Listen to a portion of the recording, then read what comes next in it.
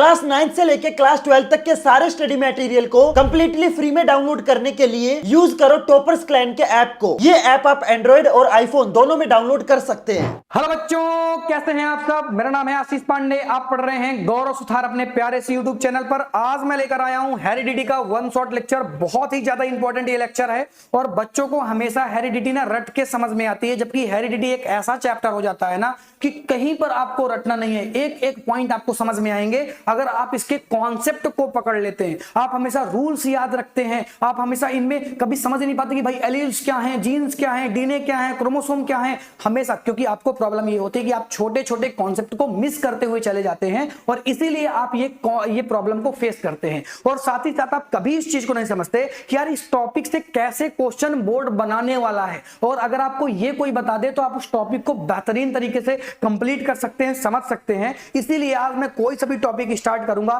तो मैं क्वेश्चंस भर भर के लेकर आया हूं, ताकि आपको मैं क्वेश्चन दिखाते हुए टॉपिक को स्टार्ट करूं कि इस टाइप के क्वेश्चन इस ईयर में बोर्ड एग्जाम ने पूछे हैं भाई साहब। और ऐसे क्वेश्चंस आपको बढ़िया तरीके से मैं समझाऊंगा कि कैसे लिखना है, कैसे समझना है और कॉन्सेप्ट क्या होता है हेरिडिटी का। आज मैं बहुत ही बढ़िया तरीके से एक्सप्लेन करूंगा। और अगर आपने आज समझ लिया ना तो आज के बाद आपको हेरिडिटी में प्रॉब्लम नहीं होगी। आज के बाद आप कहेंगे कि भाई पढ़ा था यार कहीं से, और हेरिडिटी बंदे ने बहुत तगड़ी पढ़ाई थी। कहीं से भी क्वेश्चन आएगा आपके बोर्ड एग्जाम में वो गलत नहीं होने वाला है। आज के इस लेक्चर के बाद बहुत ज्यादा इंपॉर्टेंट ये लेक्चर और 10 वन शॉट के बराबर है। आज पढ़ने के बाद ना आपको फील आएगी यार कि हेरिडिटी होता क्या है। आइए स्टार्ट करते हैं इस शानदार से सेशन को और बहुत ही बढ़िया तरीके से पढ़ के इसको खत्म भी करते हैं। चलो आ जाओ। सबसे पहले मैं आपको कौन कौन से टॉपिक को इस चैप्टर के अंदर कवर करवाने वाला हूं, ध्यान से देख लेना। ये टॉपिक देखने में बड़े छोटे छोटे से हैं, बच्चों ने याद भी कर रखे होंगे, लेकिन आज मैं आपको रिवीजन कराने वाला हूं और साथ ही साथ में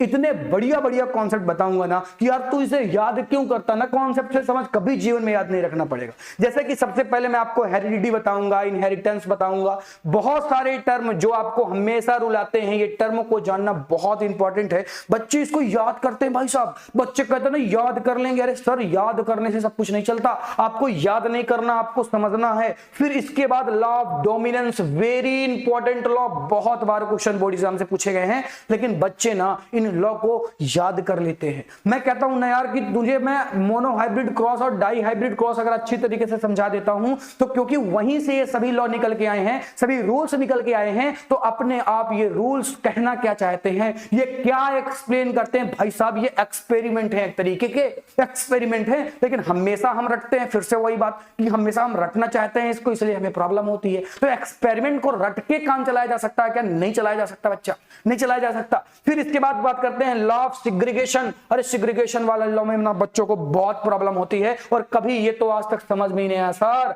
अरे सर कभी आप लॉ ऑफ इंडिपेंडेंट एशोरमेंट हमने कभी आज तक समझने की कोशिश ही नहीं की, हमने तो रट्टा मार लिया सर, हमें इसका कॉन्सेप्ट समझ में नहीं आता। भाई ये क्लास 12th में भी है, 12th के बच्चों को बहुत प्रॉब्लम होती है इस कॉन्सेप्ट को समझने में। लेकिन मैं ऐसा प्रोसेस आपको बताऊंगा ना कि आज के बाद ना इसमें भाई कोई प्रॉब्लम नहीं होगी। आपको लगेगा अरे सर इतना आसान था, इसको हम रट रहे थे क्या? हाँ तू उसे रट रहा था बच्चा। इसके बाद द मोस्ट इंपॉर्टेंट टॉपिक है सेक्स डिटर्मिनेशन। हमेशा क्वेश्चन पूछा जाता है, हमेशा क्वेश्चन पूछा जाता है, और कौन कौन से क्वेश्चन किस ईयर में पूछे गए हैं उसके साथ आज मैं आया हूं। तो इसीलिए बहुत ही बड़ी हेल्प मिलने वाली है आपको हर एक टॉपिक की। अगर आप क्वेश्चन समझ जाए ना तो उसको पढ़ना भी बहुत आसान हो जाता है। आइए स्टार्ट करते हैं बहुत ही शानदार तरीके से आज के इस चैप्टर को। टॉपिक को समझने के बाद सबसे पहला जो स्लाइड आती है ना, तो आपने कितने भी मेरे वन शॉट लेक्चर देखे हो, मैंने हमेशा एक चीज आपने नोटिस की होगी कि पहले स्लाइड में चैप्टर के नाम को रखा है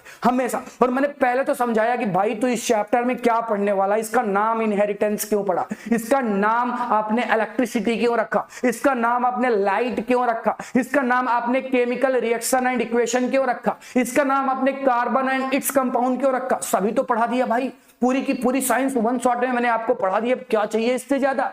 सब कुछ तो पढ़ा रहा हूं और इसके बाद बहुत सारी चीजें भी लेकर आने वाला हूं। तो चैनल को सब्सक्राइब कर लें, लाइक कर लें और एक प्यारी सी छोटी सी नन्ही सी मुंडी से कमेंट को जरूर डाल दें। फिर एक कमेंट ना आपकी बहुत इंपॉर्टेंट होती है। जब मैं लेक्चर बनाता हूं ना, सुबह के करीब कितने बज रहे होंगे, देख तुझे टाइम दिखाता हूं ना, तो सुबह के करीब 4:54 है, यानी 5 बजने वाले हैं। और मैं सुबह 5 बजे से आपके लिए मेहनत कर रहा हूं। लेकिन मुझे ना जब आप कमेंट करते हैं, जब मैं देखता हूं ना, बहुत मजा आती है। और इसीलिए मैं कहता हूं यार प्लीज एक कमेंट जरूर ड्रॉप किया करो अगर आप पढ़ने आते हैं तो, ठीक है ना। चला जाए स्टार्टिंग करते हैं। इनहेरिटेंस के साथ एनर्जी लो नहीं होनी चाहिए अपनी, ठीक है ना। बहुत ही बढ़िया तरीके से पढ़ना। अरे सर आप तो सुबह सुबह पढ़ा रहे तो आपकी एनर्जी होगी ना, हम तो रात में पढ़ रहे हैं। अरे तुझे पढ़ना और एनर्जेटिक तरीके से पढ़ना है और कमेंट करते रहना है। जब मैं हेरिडिटी की बात करता हूं तो हेरिडिटी क्या है? अरे ये पूरा का पूरा चैप्टर है बाबू, जिसमें आप पढ़ने वाले हैं कि आपके पेरेंट्स से, ध्यान से समझना, बहुत ही बढ़िया तरीके से कनेक्ट करता हूं मैं तुझसे।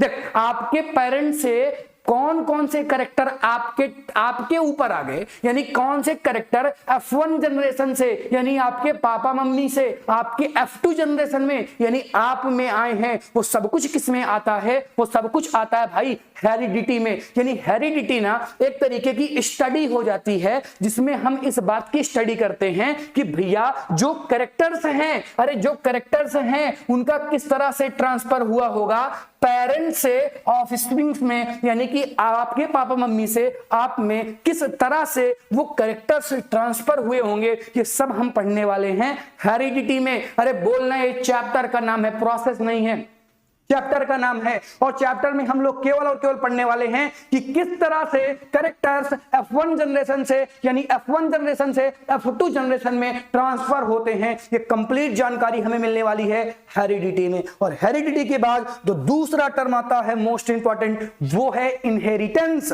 और इनहेरिटेंस वो प्रोसेस है, ध्यान से समझना, मैं जब स्टडी की बात करता हूं तो मैं हेरिडिटी कहता हूं, लेकिन जब मैं प्रोसेस की बात करता हूं कि कौन सी प्रोसेस है भाई जिससे F1 जनरेशन से F2 जनरेशन में कैरेक्टर्स ट्रांसफर होते हैं, तो मैं कहता हूं भाई वो इनहेरिटेंस है। यानी इनहेरिटेंस एक तरीके की क्या है? इनहेरिटेंस एक तरीके की भैया प्रोसेस है जिसमें कैरेक्टर्स को पास किया जाता है जनरेशन टू अनदर जनरेशन। बच्चा, यानी एक जनरेशन से F1 जनरेशन से, ये आपके पापा मम्मी, कितने प्यारे प्यारे पापा मम्मी मैंने बनाए हैं, बताना, कमेंट करना अच्छे लग रहे हैं क्या? अरे बोलना अच्छे लग रहे हैं क्या? इन पापा मम्मी से आप, ये देखिए कितना प्यारा सा मैंने आपको बनाया रे यार, देख इतना प्यारा लग रहा है क्या तू? कितना प्यारा बनाया मैंने। ये आप क्या हो गए ना बच्चा, ये F2 जनरेशन हो गई बाबू। कौन सी जनरेशन हो गई? ये F2 जनरेशन हो गई। यानी F1 जनरेशन आपके पापा मम्मी वाली हो गई और F2 आप लोग हो गए। तो F1 से F2 में क्या ट्रांसफर हुआ, या करेक्टर का किस तरह से ट्रांसफर हुआ,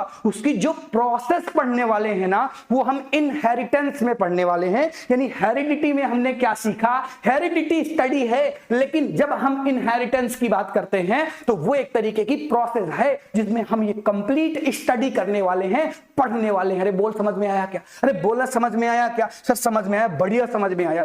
तो कौन बताया था भाई ये इनहेरिटेंस, हेरिडिटी, इन सबको बताने वाला बंदा कौन था? अरे वो महान साइंटिस्ट, ग्रेट साइंटिस्ट थे। और वो कौन थे? Gregor John Mendel. बहुत ज्यादा इंपॉर्टेंस रहा है इनका जेनेटिक्स में, हेरिडिटी में। और ये बच्चे आप अगर इनको आप जानना चाहेंगे थोड़ा सा, तो इनका जो हिस्ट्री है ना, बहुत ही प्यारी है। कैसे प्यारी है सर? अरे इन्होंने अपने पूरे जीवन को बर्बाद कर दिया। अब जीवन को बर्बाद क्यों कर दिया मैं कहना चाहूंगा, क्योंकि ये जिस पर एक्सपेरिमेंट कर रहे थे ना, उस पर एक्सपेरिमेंट तो सक्सेसफुल हो गया, लेकिन लोग तब भी इनके एक्सपेरिमेंट को नहीं माने। इनके मरने के कई सालों बाद इनके एक्सपेरिमेंट को दोबारा से खोजा गया और फिर इसके बाद ये बातें पता चली कि यार इन्होंने जो एक्सपेरिमेंट दिया था, बंदे ने बिल्कुल सही एक्सपेरिमेंट दिया था। लेकिन क्योंकि उस समय ये समय से आगे सोचने वाले व्यक्ति थे। आज अगर मैं कह दूं आपसे कि मेरे पास ना ऐसी मशीन है ना जिससे मैं टाइम ट्रेवलिंग कर सकता हूं, तो आप हमेशा कहेंगे अरे बंदा ये तू गलत बोल रहा है यार, ऐसे कैसे पॉसिबल है? ऐसे पॉसिबल नहीं है यार, नहीं पॉसिबल। लेकिन वही चीज है ना कि मैंने समय से पहले टाइम ट्रेवलिंग बता दी। आज से हो सकता है कि हजारों साल बाद हम टाइम ट्रेवलिंग कर भी पाए।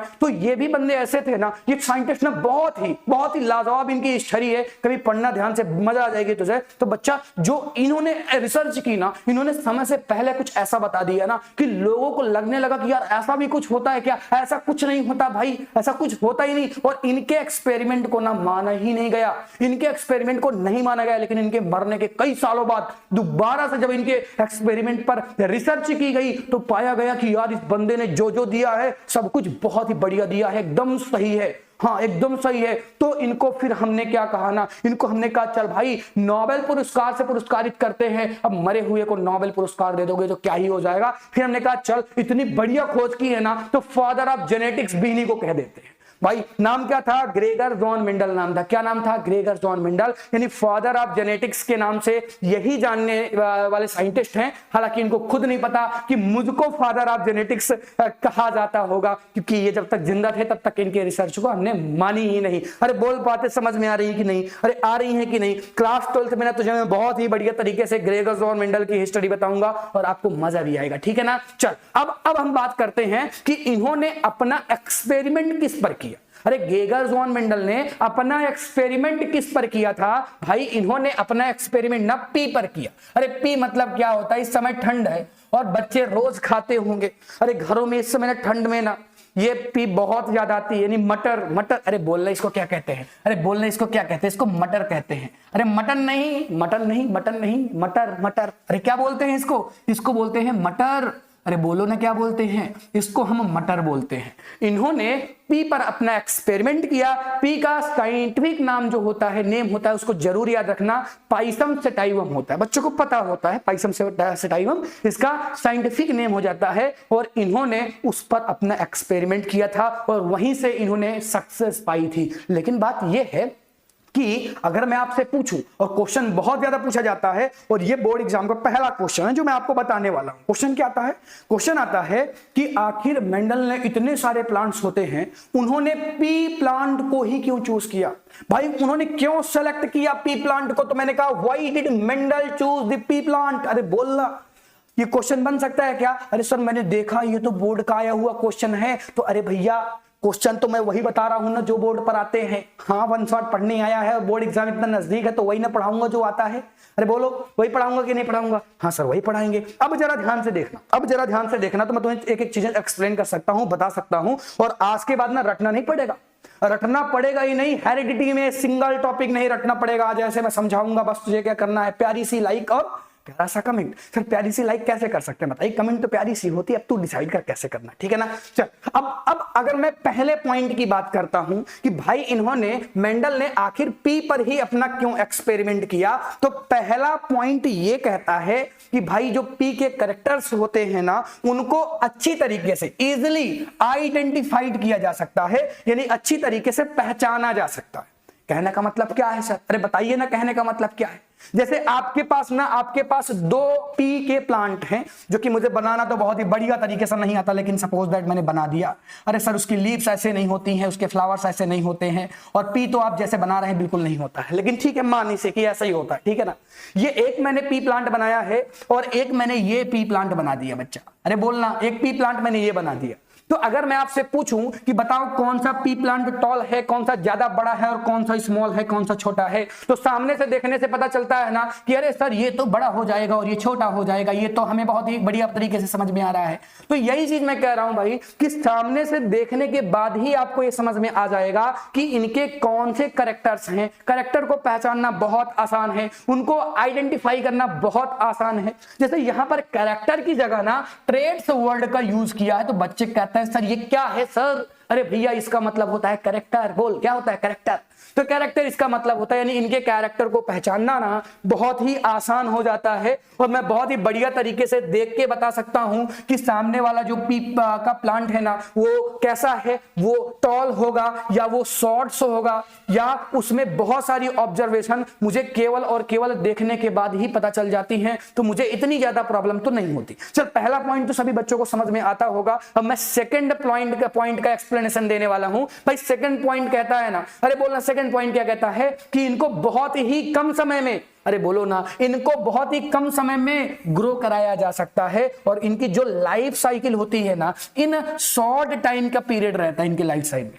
हाँ तो अगर मैं बात करता हूं इनके लाइफ साइकिल की, तो बहुत ही शॉर्ट होती है। सर कहना क्या चाहते हैं? देख अगर मैं एक पी के प्लांट को लगाता हूं तो मुझे 1 साल का पूरा इंतजार नहीं करना, 3 महीने में पूरा काम हो जाएगा। यानी 3 महीने में पूरी की पूरी इनकी मैं लाइफ साइकिल की स्टडी कर सकता हूं, और कई जनरेशन की स्टडी करने में मुझे बहुत ही कम समय लगता है। अगर देख मेरे बारे में कोई स्टडी करना चाहता है, मेरे इनहेरिटेंस के बारे में कोई जानना चाहता है, तो मेरी जो लाइफ साइकिल है ना वो लगभग 80 सालों की है। यानी एक कैरेक्टर को स्टडी करने में उसे 80 साल लगेंगे। यानी मैं तो जाऊंगा ही जाऊंगा, वो भी सामने वाला भी ऊपर चला जाएगा। और मेरी अगर कई जनरेशन की स्टडी करनी है भैया, तब तो कई पीढ़ियां व्यतीत हो जाएंगी उस बंदे की। हाँ, मेरे ऊपर स्टडी करते करते, क्योंकि मेरी जो लाइफ साइकिल है ना बहुत ही लंबी है, लेकिन इनकी लाइफ साइकिल बहुत ही छोटी होती है, बहुत ही शॉर्ट पीरियड रहता है टाइम का, तो इसीलिए कम समय में ना मैं ज्यादा करेक्टर की स्टडी कर सकता हूं, कई जनरेशन की मैं स्टडी कर सकता हूं, केवल और केवल इस बात के लिए कि इनकी जो लाइफ साइकिल है बहुत ही शॉर्ट है, बहुत ही कम समय के लिए है।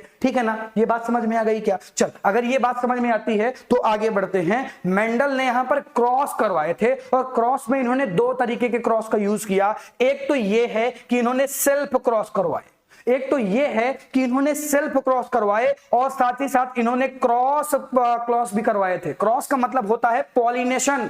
अरे बोलना क्या होता है? पॉलिनेशन। इसको हम बोलते हैं सेल्फ पॉलिनेट और एक को बोलते हैं हम cross pollinated. Self pollinated, cross pollinated, कहने का मतलब यह है कि पॉलिनेशन करवा देना। पॉलिनेशन का मतलब यह है कि मेल गैमिट को फीमेल गैमिट से मिलाना, मेल गैमिट को फीमेल गैमिट से मिलाना। और इस तरह से मिलाना, एक तो खुद से मिला दो, मतलब खुद से हो रहा हो, और एक में तो करवाना पड़ता है, क्रॉस करवाना पड़ता है, किसी का किसी के साथ क्रॉस करवाना पड़ेगा। आगे अभी मैं इनको बहुत ही डिटेल में एक्सप्लेन करने वाला हूं, टेंशन नहीं लेनी अपने को।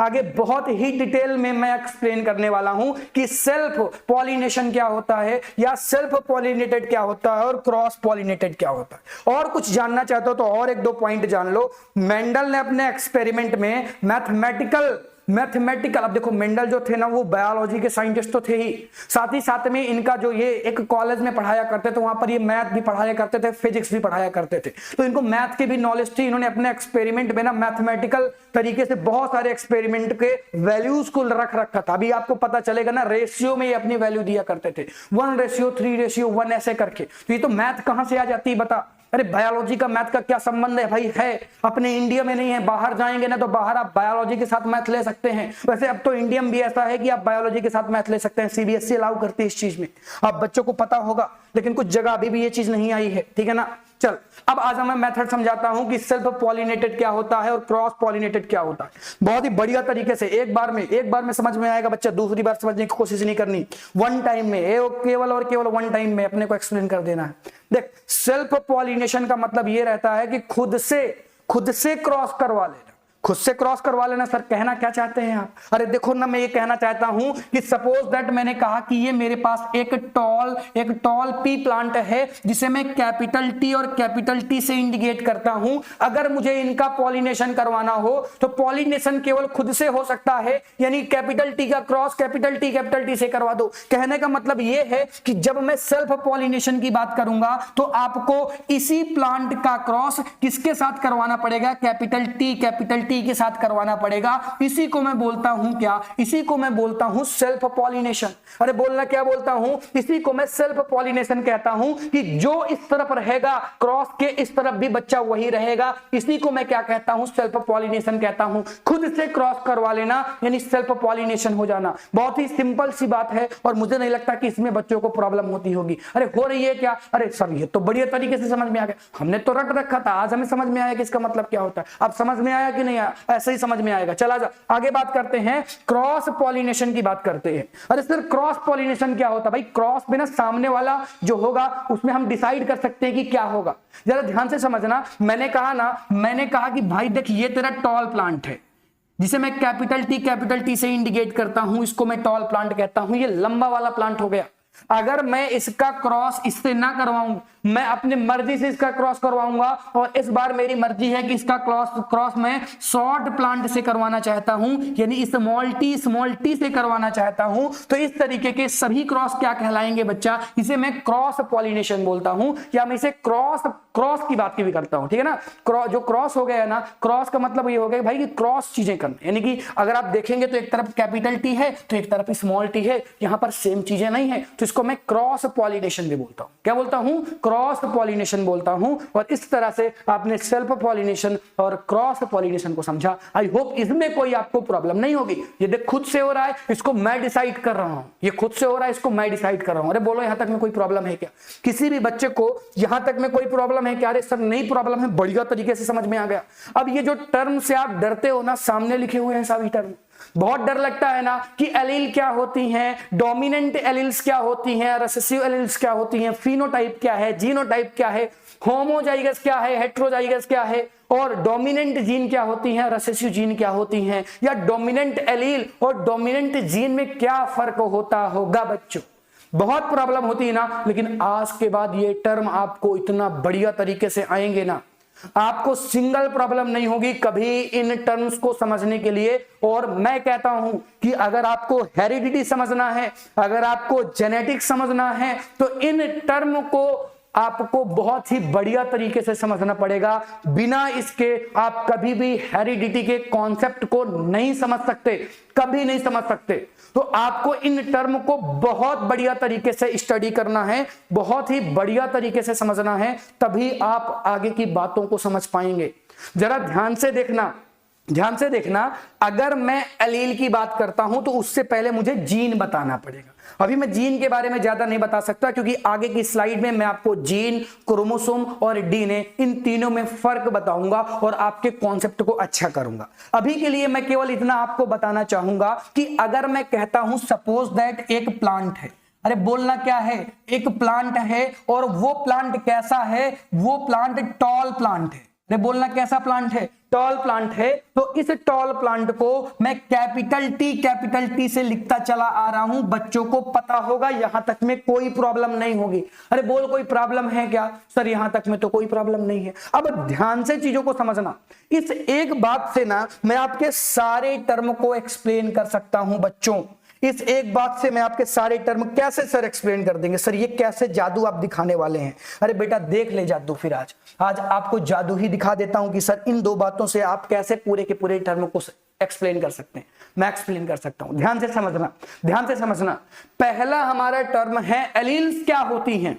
देख एलील्स प्रेजेंट होती हैं जीन में, एलील्स प्रेजेंट होती हैं, बोलना अरे एलील्स किस में प्रेजेंट होती हैं, एलील्स प्रेजेंट होती हैं इन जीन। अरे बोलना किस में प्रेजेंट होती हैं, एलील्स जीन में प्रेजेंट होती हैं। तो क्या सर ये जीन है क्या, अरे सर बताइए ना क्या ये जीन है क्या। बच्चा बिल्कुल ये जीन है। तो सर जीन में एलील प्रेजेंट होती है, तो सर इसमें जीन कहां, यहां पर एलील्स कहां पर प्रेजेंट है, बताइए ना सर। अरे बोलिए ना यहां पर एलील्स कहां पर प्रेजेंट है। अरे बता रहा हूं, थोड़ा सा सब्र रख, समझ मैं बता रहा हूं, टेंशन मत ले। अगर मैं कैपिटल टी की बात करता हूं तो हमेशा जो जीन होता है, एक जीन 2 एलील से मिलकर बना होता है। अरे बोलो ना, एक जीन हमेशा 2 एलील से मिलकर बना होता है। यानी कैपिटल टी और कैपिटल टी जो कि एक तरीके की जीन है, उसमें 2 टाइप्स की एलील्स होती हैं। और अगर आप देखेंगे तो इसमें कैपिटल टी और कैपिटल टी, ये 2 टाइप्स की एलील देखने के लिए आपको मिल जाएंगी। इन्हीं को मैं एलील बोलता हूं। यानी कैपिटल टी इसमें एलील है और ये भी कैपिटल टी इसमें एलील है, लेकिन दोनों को साथ में मिलाकर मैं पढ़ूंगा तो मैं जीन कहूंगा। यानी एक जीन में 2 एलील्स प्रेजेंट होती हैं, capital T and capital T present हैं इसमें। अरे बोलो इसमें प्रेजेंट है कि नहीं प्रेजेंट है, सर प्रेजेंट है इसमें। तो क्या आपको यह बात समझ में आई क्या कि जीन क्या होती हैं और एलील्स क्या होती हैं। आई होप ये दोनों चीजें आपको समझ में आई होंगी कि एलील हमेशा सिंगल होंगी। अरे बोलो ना एलील्स कैसी होंगी भैया, एलील्स हमेशा सिंगल होती हैं। एलील्स जो भी होंगी, एलील्स हमेशा कैसे होंगी, एलील्स हमेशा सिंगल होंगी। बोल कैसी होंगी, सिंगल होंगी। तो ये जीन और एलील तो बढ़िया तरीके से सर आपने एक्सप्लेन कर दिया। अब अगर हम बात करते हैं डोमिनेंट एलील और रिसेसिव एलील की, तो भाई देख ध्यान से समझना। देख डोमिनेंट और रिसेसिव के लिए आपको 2 चीजें समझना पड़ेगा। जब भी मैं डोमिनेंट वर्ड यूज करूंगा ना, डोमिनेंट, अरे बोलो ना कैसा, डोमिनेंट, तो हमेशा यहां पर मैं कैपिटल लेटर्स का यूज करता हूं, कैपिटल टी जैसे। और जब मैं रिसेसिव की बात करता हूं तो हमेशा मैं स्मॉल लेटर का यूज करता हूं, जैसे स्मॉल टी मैंने कह दिया। तो भाई जो कैपिटल टी है आप सभी बच्चों को पता होगा। एक एग्जांपल इसमें और ले लेते हैं।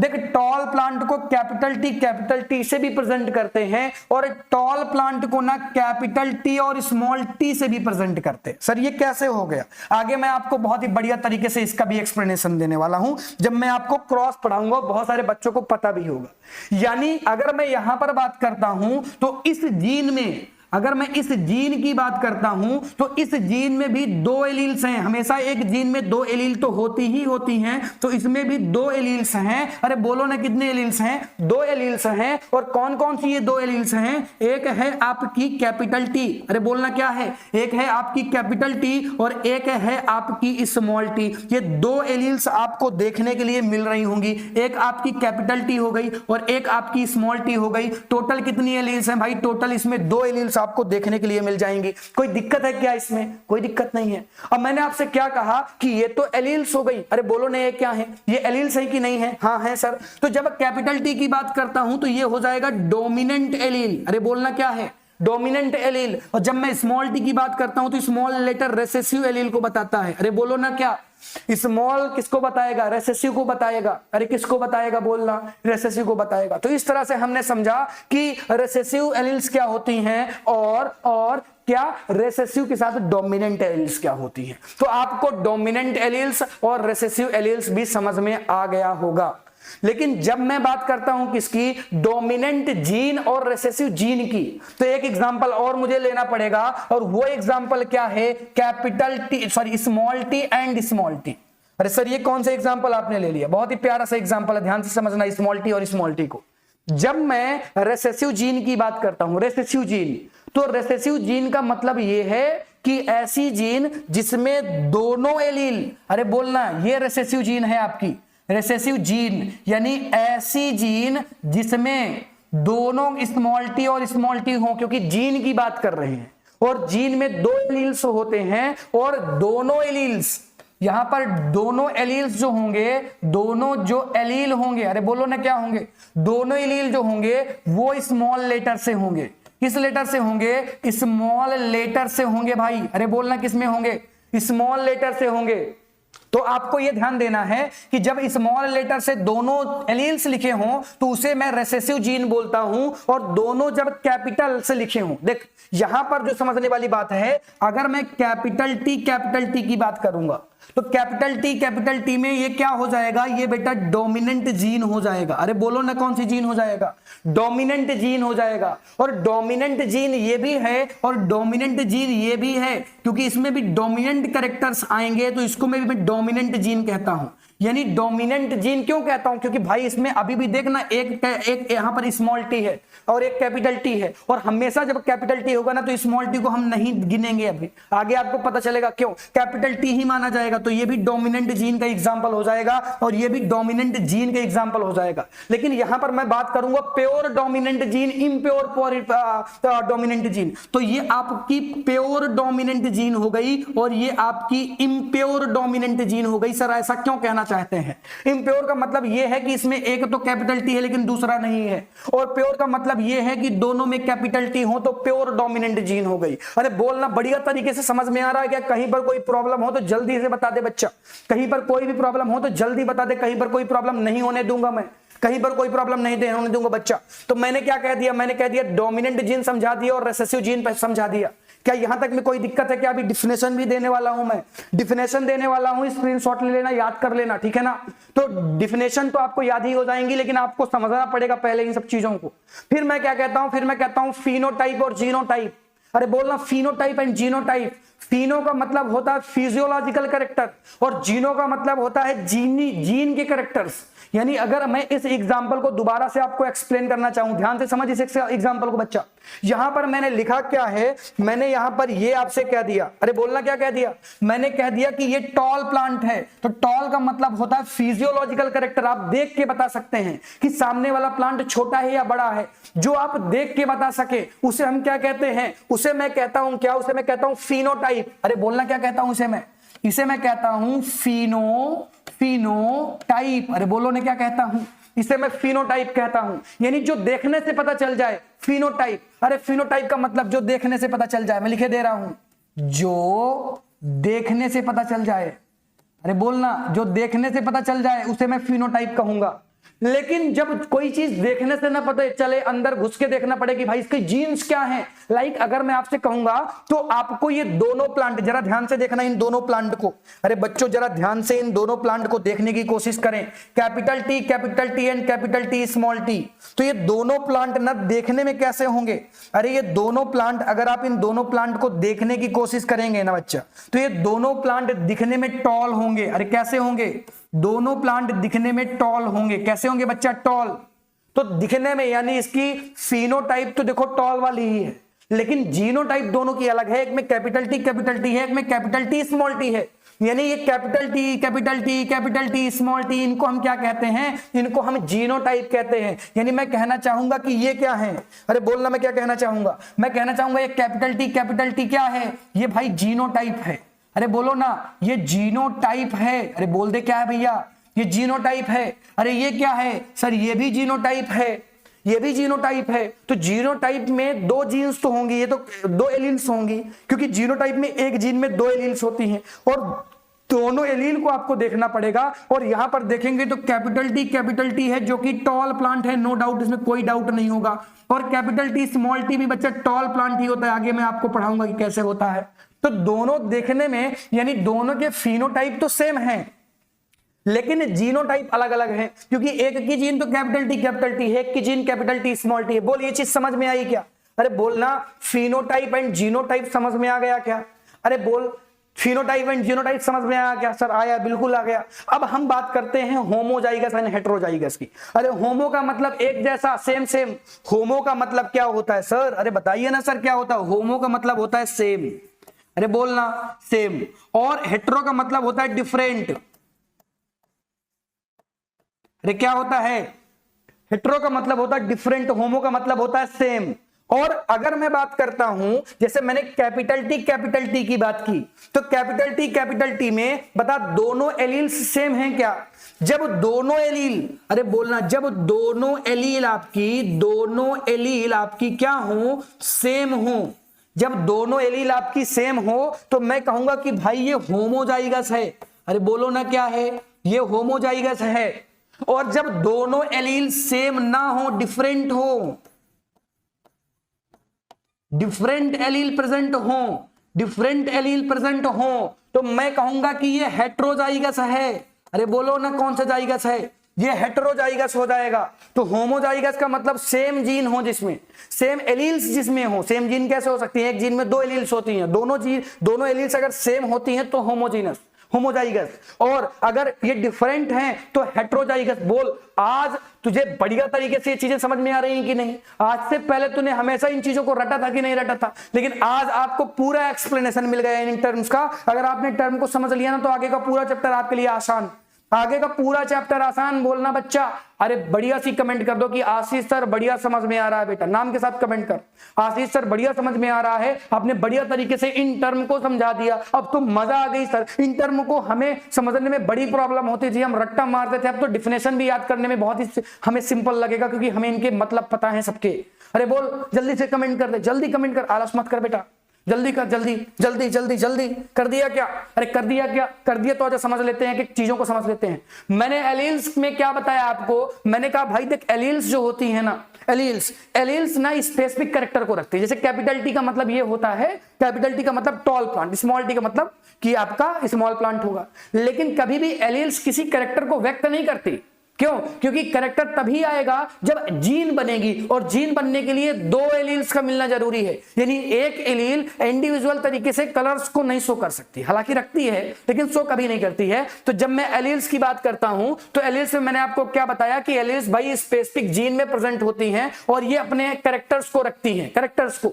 तो अगर मैंने कहा कि कैपिटल टी है तो कैपिटल टी भाई टॉल प्लांट के लिए, स्मॉल टी है तो ये छोटे प्लांट के लिए, स्मॉल प्लांट के लिए है। अगर मैं कहूंगा कि कैपिटल टी बना तो मैं कहूंगा भाई यहां पर आने वाला जो कैरेक्टर होगा ना वो टॉल प्लांट होगा। कैसा होगा भाई? टॉल प्लांट होगा।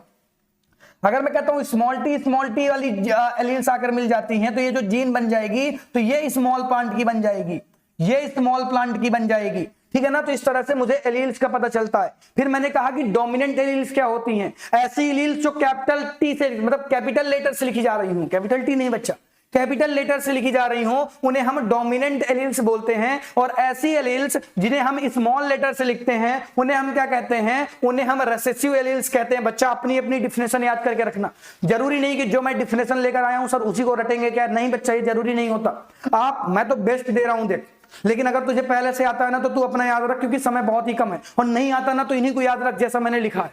हाँ जैसे मैंने लिखा है स्क्रीनशॉट लेते चलो जल्दी जल्दी से, ठीक है ना। चलो आ जाओ आगे बढ़ते हैं। अब हम बात करते हैं फिनोटाइप। तो मैंने क्या कहा भाई, ऐसे कैरेक्टर्स जिन्हें आप ऑब्जर्व कर रहे होते हैं। कैसे ऑब्जर्व कर रहे होते हैं, जो फिजिकल तरीके से देखे जाए, सामने से देखने से पता चल जाए। जैसे कि अगर प्लांट छोटा है या बड़ा है ये हमें पता चल जाए, छोटा है या बड़ा ये हमें पता चल जाए। प्लांट की सीड राउंड है या व्रिंकल्ड है, कैसे पता चलेगा, तो इसके लिए ना आपको फिर आपको देखना पड़ेगा, देखने से ही पता चल जाएगा।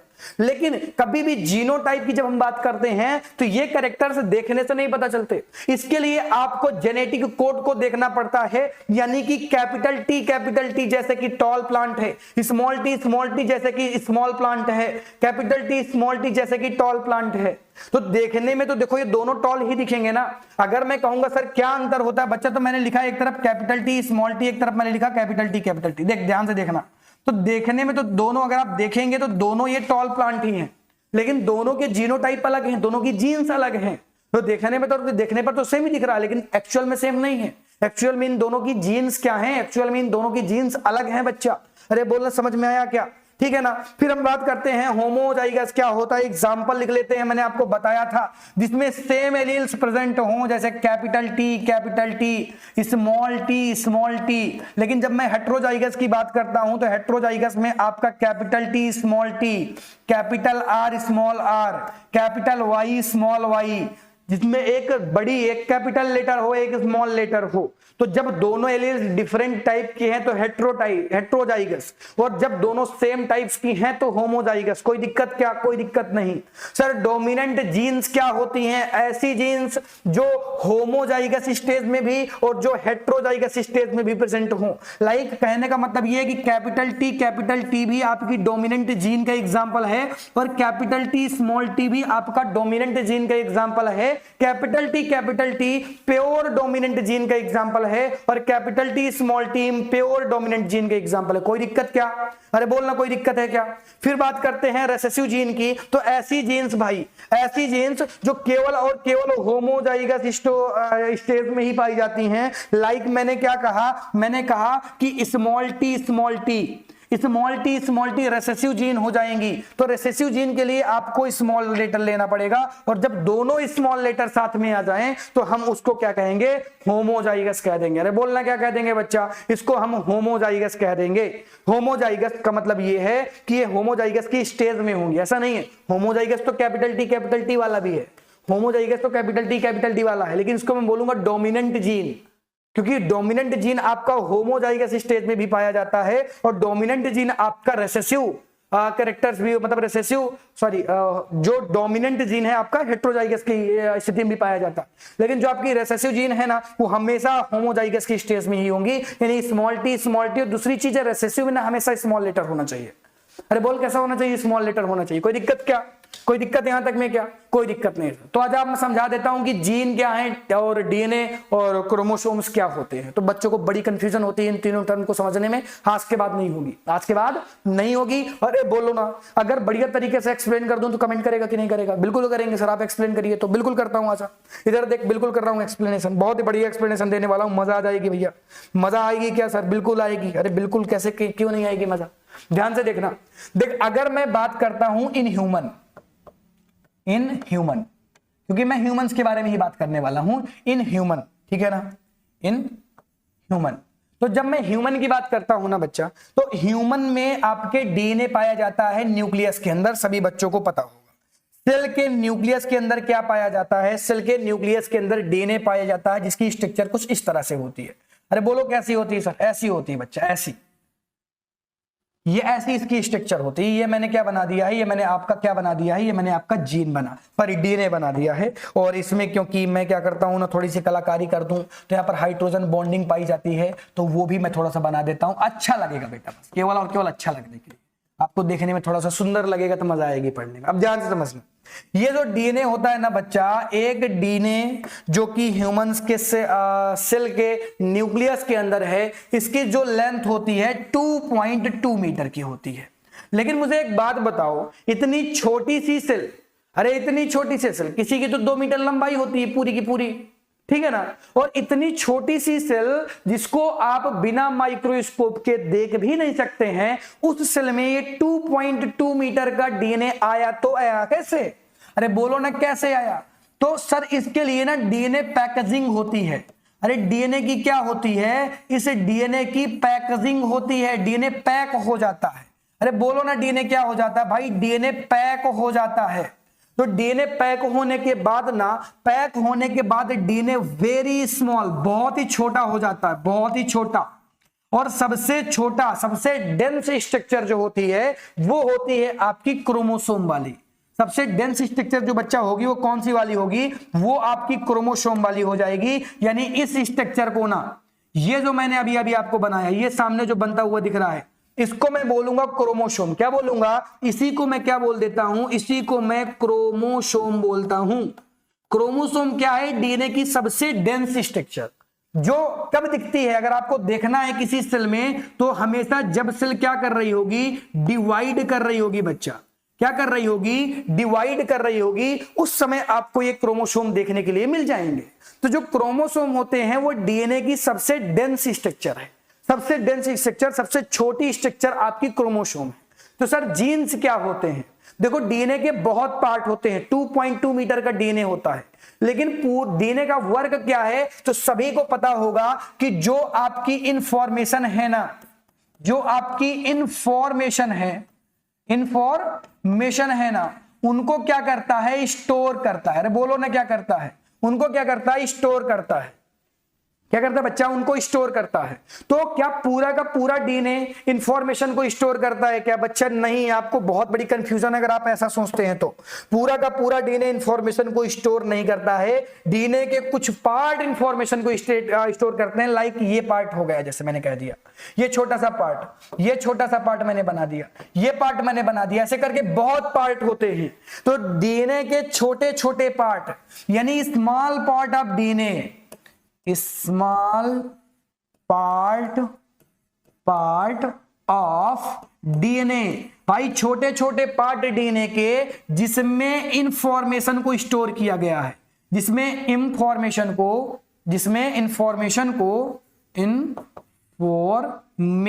को क्या किया गया बच्चा? स्टोर किया गया है। यानी डीएनए के वो छोटे छोटे पार्ट जहां पर इंफॉर्मेशन स्टोर होती है, उसे मैं क्या कह देता हूं? उसे मैं जीन कहता हूं। अरे बोलो ना क्या कहता हूं बच्चा? उसे मैं जीन कहता हूं। तो क्रोमोसोम किसे कहता हूं? डीएनए की डेंस स्ट्रक्चर को क्रोमोसोम कहता हूं। और जब एक पूरा का पूरा डीएनए ओपन होता है ना, कभी भी सेल के अंदर तो ओपन नहीं होता, ये लैब के अंदर किया जाता है बच्चा, तो इसको मैं क्या कह देता हूं? बोल, इसको क्या कह देता हूं? इसको मैं डीएनए कहता हूं। मैंने तुझे क्या क्या बताया? ध्यान से समझना। मैंने बताया कि डीएनए क्या है, मैंने बताया कि डीएनए से जीन किसको कहेंगे? डीएनए के वो पार्ट जो जेनेटिक इंफॉर्मेशन को स्टोर करते हैं। अरे जेनेटिक इंफॉर्मेशन को जो स्टोर करेगा उसे मैं क्या कह दूंगा? उसे मैं जीन कह देता हूं। और अगर मैं डीएनए को डेंस कर दूं ना, 2.2 मीटर के डीएनए को डेंस करके बहुत ही छोटा सा बना दूं, तो वो बन जाएगा क्रोमोसोम। तो आपको समझ में आ गया क्या कि जीन, डीएनए क्या होते हैं, जीन क्या होते हैं और क्रोमोसोम्स क्या होते हैं? बोल, समझ में आया क्या? अरे बोलना, समझ में आया क्या? अगर समझ में आया तो आजा फिर आगे बढ़ते हैं और बात करते हैं ट्रेड्स की। अरे किसकी बात करने वाले हैं? ट्रेड्स की बात करने वाले हैं। मैंने आपको बताया था भाई, देख ट्रेड्स का मतलब होता है कैरेक्टर्स। अरे बोलना क्या मतलब है ट्रेड्स का? ट्रेड्स का मतलब होता है भैया कैरेक्टर से मतलब है ट्रेड्स का। किससे मतलब है? कैरेक्टर से। यानी जो फिजियोलॉजिकल कैरेक्टर्स होते हैं ना, कौन से कैरेक्टर्स? फिजियोलॉजिकल कैरेक्टर्स जो आपके मम्मी पापा से आप में आए होंगे, उन्हें हम ट्रेड्स कहते हैं। जैसे मैंने आपको एक एग्जांपल के थ्रू चीजों को समझाने की कोशिश की है। एग्जांपल क्या कहता है भाई? एग्जांपल कहता है कि आपको कई आईज यहां पर देखने के लिए मिल रही होंगी और सबके कलर्स अलग अलग हैं, डिफरेंट टाइप ऑफ कलर्स हैं इनके। तो आप देख रहे होंगे जो डिफरेंट टाइप का कलर सही है, इनके कैरेक्टर्स हैं जो इनके माँ पापा से आए होंगे, यानी जो इनके पेरेंट्स से आए होंगे, जो इनकी जनरेशन टू जनरेशन, मतलब ये हमेशा जनरेशन टू जनरेशन बने रहेंगे। आपके मम्मी पापा की आंखों का कलर जैसा वैसा आपके कलर होता है बच्चा। पूरे के पूरे तो आप मम्मी पापा की तरह नहीं बनते ना, नहीं, लेकिन कुछ कैरेक्टर्स आते हैं इनहेरिटेंस के दौरान और इन्हीं को हम ट्रेड्स कहते हैं। और ट्रेड्स क्या हैं? आपके कैरेक्टर्स हैं। फिजियोलॉजिकल कैरेक्टर्स, बच्चा की देखने में आप कैसे हैं, आपकी देखने में आंखें कैसे हैं, आपके बाल कैसे हैं, आपकी नाक कैसी है, ठीक है ना। तो ये सब फिजियोलॉजिकल कैरेक्टर्स हो जाते हैं, जिन्हें मैं क्या कह देता हूं, जिन्हें मैं ट्रेड्स कह देता हूं। मुझे क्लियर क्या? अरे बोलना यहां तक की चीजें क्लियर हो गई क्या? बढ़िया तरीके से है। जो मैं बताने वाला हूं, it is very important, most important, it is very important, most important है बच्चा। ये सर ऐसा क्यों कह रहे हैं, सर डरा रहे हैं क्या? अरे बोल, अगर मैं ये बता रहा हूं कि बहुत ज्यादा इंपॉर्टेंट है तो मैं डरा रहा हूं क्या? हाँ, बहुत ज्यादा इंपॉर्टेंट है, बहुत ही ज्यादा इंपॉर्टेंट चीज है ये। सर ऐसा क्या है इसमें? ऐसा ये है कि बोर्ड में काफी बार पूछा गया। भाई बोर्ड के लिए बड़ा इंपॉर्टेंट है, क्योंकि बोर्ड ने इससे कई बार क्वेश्चन ऑलरेडी बना दिए हैं, बहुत बार बनाए हैं, और हर बार ये करके आता है कि different between acquired traits and inherited traits. यानी ये क्वेश्चन बहुत ज्यादा पूछा जाता है, और आज के बाद आपको कोई प्रॉब्लम नहीं होगा। क्यों? क्योंकि मैं रटाता नहीं हूं ना, मैं समझाता हूं आपको। अरे बोलना मैं क्या करता हूं सर, तो आप ना रटाते नहीं, आप समझाते हैं। तो बोल ऐसी कमेंट करना कि आशीष सर आप रटाते नहीं, आप समझाते हैं सर, बड़ा मजा आती है पढ़ के आपसे। बोल कमेंट करेगा कि नहीं करेगा? बिल्कुल करना है बच्चा आपको, और लाइक और सब्सक्राइब भी कर देना है, ठीक है ना। मैं लाइक और सब्सक्राइब को आज से पहले नहीं बोलता था, फिर मुझे लगा यार बच्चे कंजूस होते हैं, बोलना पड़ेगा, नहीं तो करते नहीं यार। बोलने से कहना मान लेते हैं टीचर का। बच्चे सोचते हैं कि यार टीचर कह रहा तो कर लेते हैं, और अपने आप तो करना नहीं, अपने आप तो करना नहीं, पूरा का पूरा सिलेबस पर डालते हैं, पता बच्चे सब्सक्राइब और लाइक नहीं करते भाई, जबकि उसमें पैसा रुपया नहीं लगता आपका। लगता है क्या? अरे बोलना लगता है, लगता हो तो भाई मत करना, और ना लगता हो तो कर देना, ठीक है ना। चलो, एक्वायर्ड ट्रेड्स का मतलब और इनहेरिटेड ट्रेड्स का मतलब क्या होता है भैया? तो एक्वायर्ड का मतलब जिसे तूने खुद से एक्वायर्ड किया हो, गेन कर लिया हो जिसे। और गेन कब होगा? बर्थ के दौरान, बर्थ के बाद, जब आपने पैदा अपने आप को किया। अरे अपने आप को कैसे पैदा कर लेगा सर? माँ ने जब मुझे पैदा किया सर, तो बिल्कुल वैसे ही मान ले। जब हम पैदा हुए होंगे ना, हमारी बर्थ हो गई होगी ना, फिर इसके बाद हम लोग बड़े होना स्टार्ट होते हैं, और हम ना अपने एटमॉस्फेरिक वातावरण के हिसाब से हम अपने कैरेक्टर्स को गेन करते हैं। तो वो सब चीजें क्या हो गई? वो सब एक्वायर्ड ट्रेट्स हो गए। मैं एग्जांपल बताता हूं। जब पैदा हुए थे तो हमें कुछ नहीं आता था, फिर हमने पढ़ाई लिखाई कर ली बढ़िया तरीके से, फिर हमें बहुत सारी चीजें आने लगी, तो हमने उन चीजों को एक्वायर्ड किया है, गेन किया है। कब? जन्म के बाद। और ये हमारे बच्चों में नहीं जाने वाली, यानी ये जेनेटिकल नहीं होती है, हमारे बच्चों में जाती। तो अगर मैं पीएचडी कर लेता तो मेरा बच्चा पीएचडी करके पैदा होता, तो वो डायरेक्ट रिसर्च करने लगता। जब वो चलने फिरने लगता ना, तो वो रिसर्च करता बच्चा डायरेक्ट। कैसे? अरे कैसे रिसर्च करता? क्योंकि अगर ये एक्वायर्ड ट्रेड्स जो होते हैं या एक्वायर्ड चीजें जो होती हैं ना, वो मेरे पास बची रहती है, और वो जेनेटिकल इंफॉर्मेशन के थ्रू एक जनरेशन से दूसरे जनरेशन चली जाती ना, तो मुझे फिर कभी प्रॉब्लम ही नहीं होती। अपने को प्रॉब्लम इसलिए नहीं होती क्योंकि मैं पीएचडी कर लेता तो मेरा बच्चा रिसर्च कर लेता, तब तो मैं बहुत बड़ा अमीर आदमी हो जाता। क्यों? क्योंकि मुझे बार बार अपने बच्चों को पढ़ाना नहीं पड़ता भाई। हो सकता कि नहीं हो सकता? लेकिन जो एक्वायर्ड कैरेक्टर्स होते हैं ना, ट्रांसफर ही नहीं होते। अरे सर हमारी मेहनत पूरी बर्बाद हो गई क्या? बिल्कुल। केवल इनहेरिटेड कैरेक्टर्स, ऐसे कैरेक्टर्स जो इनहेरिटेड होते हैं वही ट्रांसफर होते हैं। अरे सर ये तो बहुत ही गंदी चीज है, भगवान ने बनाई थी बेटा, कुछ ना कुछ सोच के बनाई होगी, अगर बनाया उसने तो बढ़िया बनाया है, ठीक है ना। एक्वायर्ड ट्रेड्स की जब हम बात करते हैं तो मैंने आपको क्या सिखाया कि जो एक्वायर्ड ट्रेड्स होते हैं ना, ये डेवलप होते हैं भाई।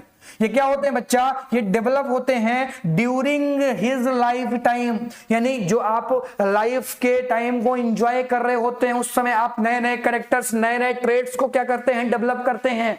अरे क्या करते हैं? डेवलप करते हैं, और ये कभी भी चेंज नहीं होते हैं। यानी मैं कह सकता हूं नॉन रिप्रोडक्टिव कैरेक्टर्स होते हैं, यानी रिप्रोडक्शन से इसका कोई संबंध नहीं भाई, रिप्रोडक्शन से कोई संबंध नहीं। कहने का मतलब है कि जनरेशन में नहीं जाने वाले, तुम्हारे जनरेशन में नहीं जाने वाले। मैं ये कह सकता हूं कि भाई देख, अगर मैं कह सकता हूं इसको तुझे पास करवाना ना अपने प्रोजेनी में, तो भैया ये पॉसिबल नहीं है। They can not passed on the progeny, यानी आपके बच्चे। अरे प्रोजेनी का मतलब क्या होता है? आपके बच्चे। आपके बच्चों में ये नहीं जाने वाला एक्वायर्ड ट्रेड्स।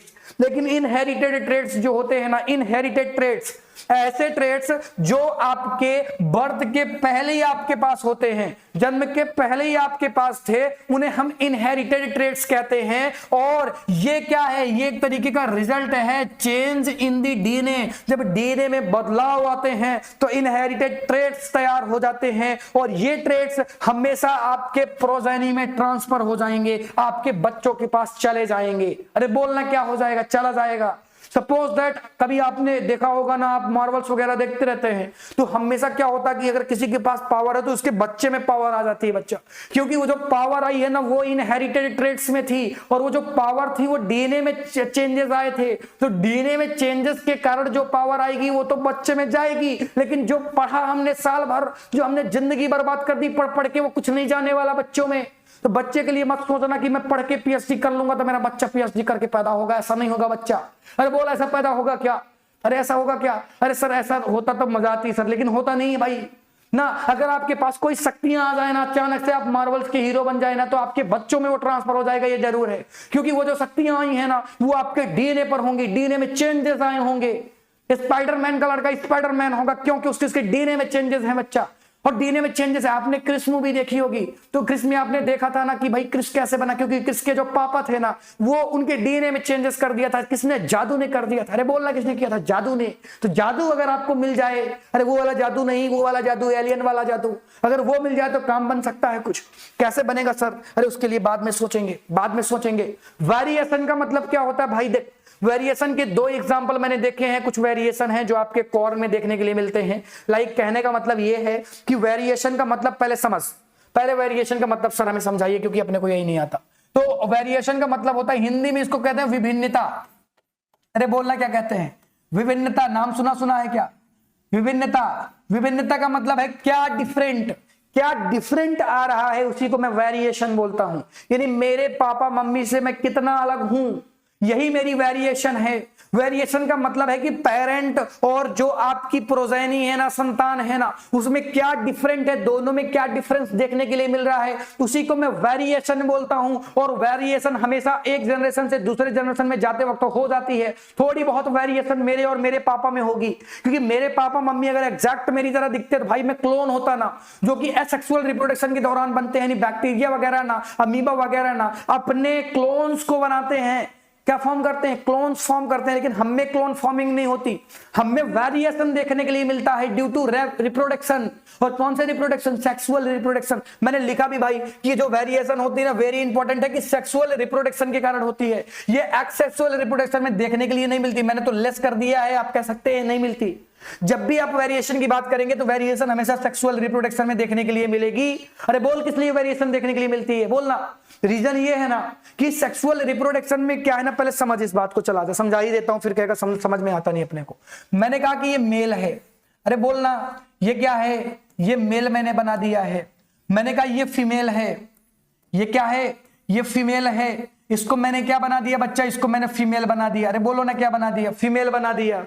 तो मेल और फीमेल यानी इसके पास जो कैरेक्टर्स होंगे वो एक्स और वाई होंगे, क्रोमोसोम कैसे होंगे, और इसके पास एक्स और एक्स क्रोमोसोम होंगे। इन दोनों के क्रोमोसोम आपस में मिलेंगे, मैं कहूंगा इन दोनों के क्रोमोसोम आपस में मिलेंगे, तब इनका नया सा प्यारा सा दुराला सा बच्चा, इसको रुला देता हूं क्योंकि रोएगा तो है बच्चा है ना, तो ये बच्चा बनेगा।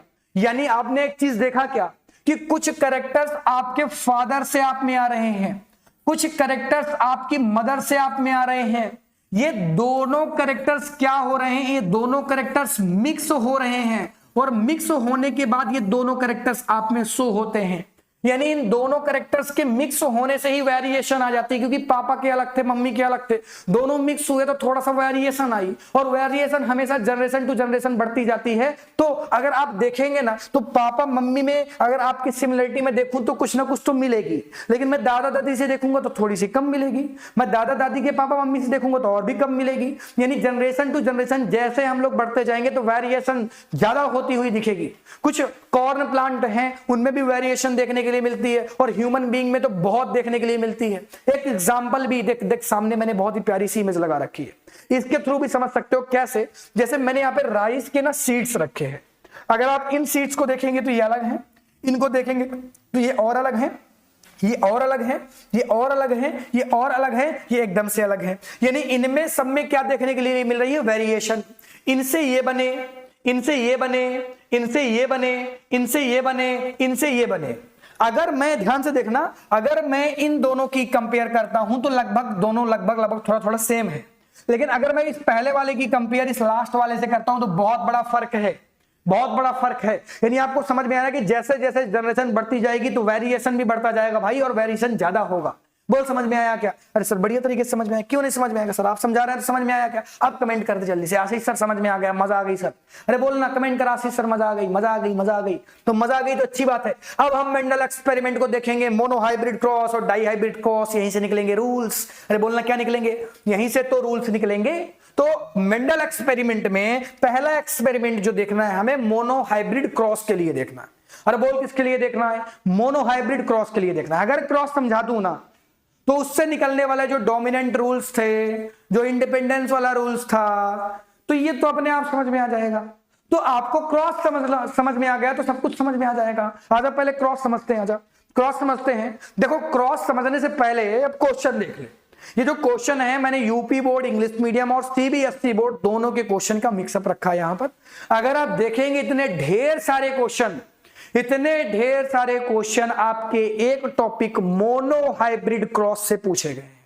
जरा ध्यान से इन क्वेश्चन को देखकर स्क्रीनशॉट ले लें। ये बहुत इंपॉर्टेंट है कि एक टॉपिक से इतने ज्यादा क्वेश्चन का पूछे जाना। आप क्वेश्चन रीड कर सकते हैं बाद में मैं आपको बता भी दूंगा। कुल मिला के इस चैप्टर, इस क्वेश्चन में आपसे या तो पूछा गया है मोनो हाइब्रिड क्रॉस, या आपसे पूछा गया है क्या, या आपसे पूछा गया कि भाई मोनो हाइब्रिड क्रॉस एक्सप्लेन कर देना है, या आपसे पूछा गया है कि भाई मेंडल के जो लॉ थे, डोमिनेंस के लॉ थे, वो एक्सप्लेन कर दो, या मेंडल का फर्स्ट लॉ क्या था वो एक्सप्लेन कर दो, या फिर मेंडल का जो सिग्रीगेशन वाला लॉ था उसका भाई एक्सप्लेनेशन दे दे, या तो इंडिपेंडेंट असॉर्टमेंट का जो वो था मतलब मेन क्रॉस था या उसका एक्सप्लेनेशन था वो बता दे भाई, या मोनो हाइब्रिड क्रॉस क्या होता बनाते हुए बढ़िया तरीके से एक्सप्लेन कर दे। तो ऐसे करके सभी के सभी क्वेश्चन आपके मोनो हाइब्रिड क्रॉस से रिलेटेड हैं बच्चा। किससे? मोनो हाइब्रिड क्रॉस से। तो आओ फिर मोनो हाइब्रिड क्रॉस को पढ़ते हैं और समझते हैं। मोनो हाइब्रिड क्रॉस क्या है? देख, जब भी मैं मोनो हाइब्रिड की बात करूंगा, डाई की करूंगा या ट्राई की करूंगा, मोनो का मतलब यह है कि मुझे एक, मोनो का मतलब होता है अकेला, यूनिफॉर्म। मुझे एक कैरेक्टर की स्टडी का क्या करना है? एक कैरेक्टर की स्टडी करना है। अब देखो आपकी एनसीईआरटी में मैं एक चीज आपको यहां पर इंडिकेट करना चाहूंगा कि एनसीईआरटी में आपको 6 कैरेक्टर्स बताए गए हैं जिन पर मेंडल ने अपने एक्सपेरिमेंट किए हैं। उनको जरूर देख के जाना, उनको जरूर देख के जाना। एक चार्ट बना होगा, शायद इस वन शॉट में ना मिले आपको, बट वो चार्ट देख के जाना भाई, मैंने बता दिया आपको, ठीक है ना। अब देखो अगर मैं बात करता हूं मोनो हाइब्रिड, मोनो का मतलब होता है यूनी, यानी एक कैरेक्टर की स्टडी जब आप करेंगे, ओनली वन कैरेक्टर की स्टडी जब आप करेंगे एक जनरेशन से दूसरी जनरेशन में, तो वो मोनो हाइब्रिड क्रॉस के अंदर आएगा। और हमेशा मेंडल एक कैरेक्टर जब लेते थे तो एक के 2 अपोजिट कैरेक्टर्स बनते थे। जैसे अगर मैं हाइट कैरेक्टर ले लूंगा तो हाइट के 2 अपोजिट कैरेक्टर, एक टॉल हाइट हो जाएगी, एक शॉर्ट हाइट हो जाएगी।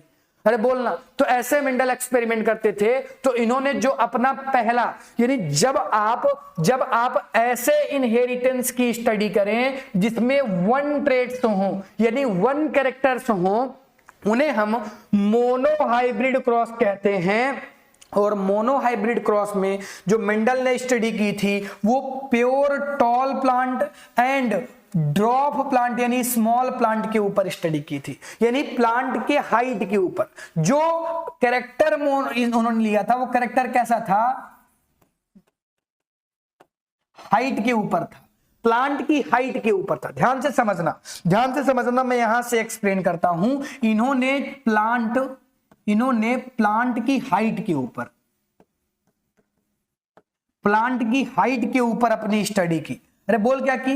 प्लांट की हाइट के ऊपर अपनी स्टडी की। और ये हाइट जो इन्होंने ली, क्योंकि हाइट देख बाबू 2 ही हाइट होंगी ना, एक तो आपकी हाइट होगी टॉल वाली हाइट, एक तो आपकी होगी शॉर्ट वाली हाइट। कौन सी? शॉर्ट वाली हाइट, या इसे मैं ड्रॉप भी बोल सकता हूं। तो आपकी बुकों में तो यही लिखा रहता, तो मैं वो लिख देता हूं। एक टॉल हो गया और एक आपका क्या हो गया? ड्रॉप हो गया, ठीक है ना।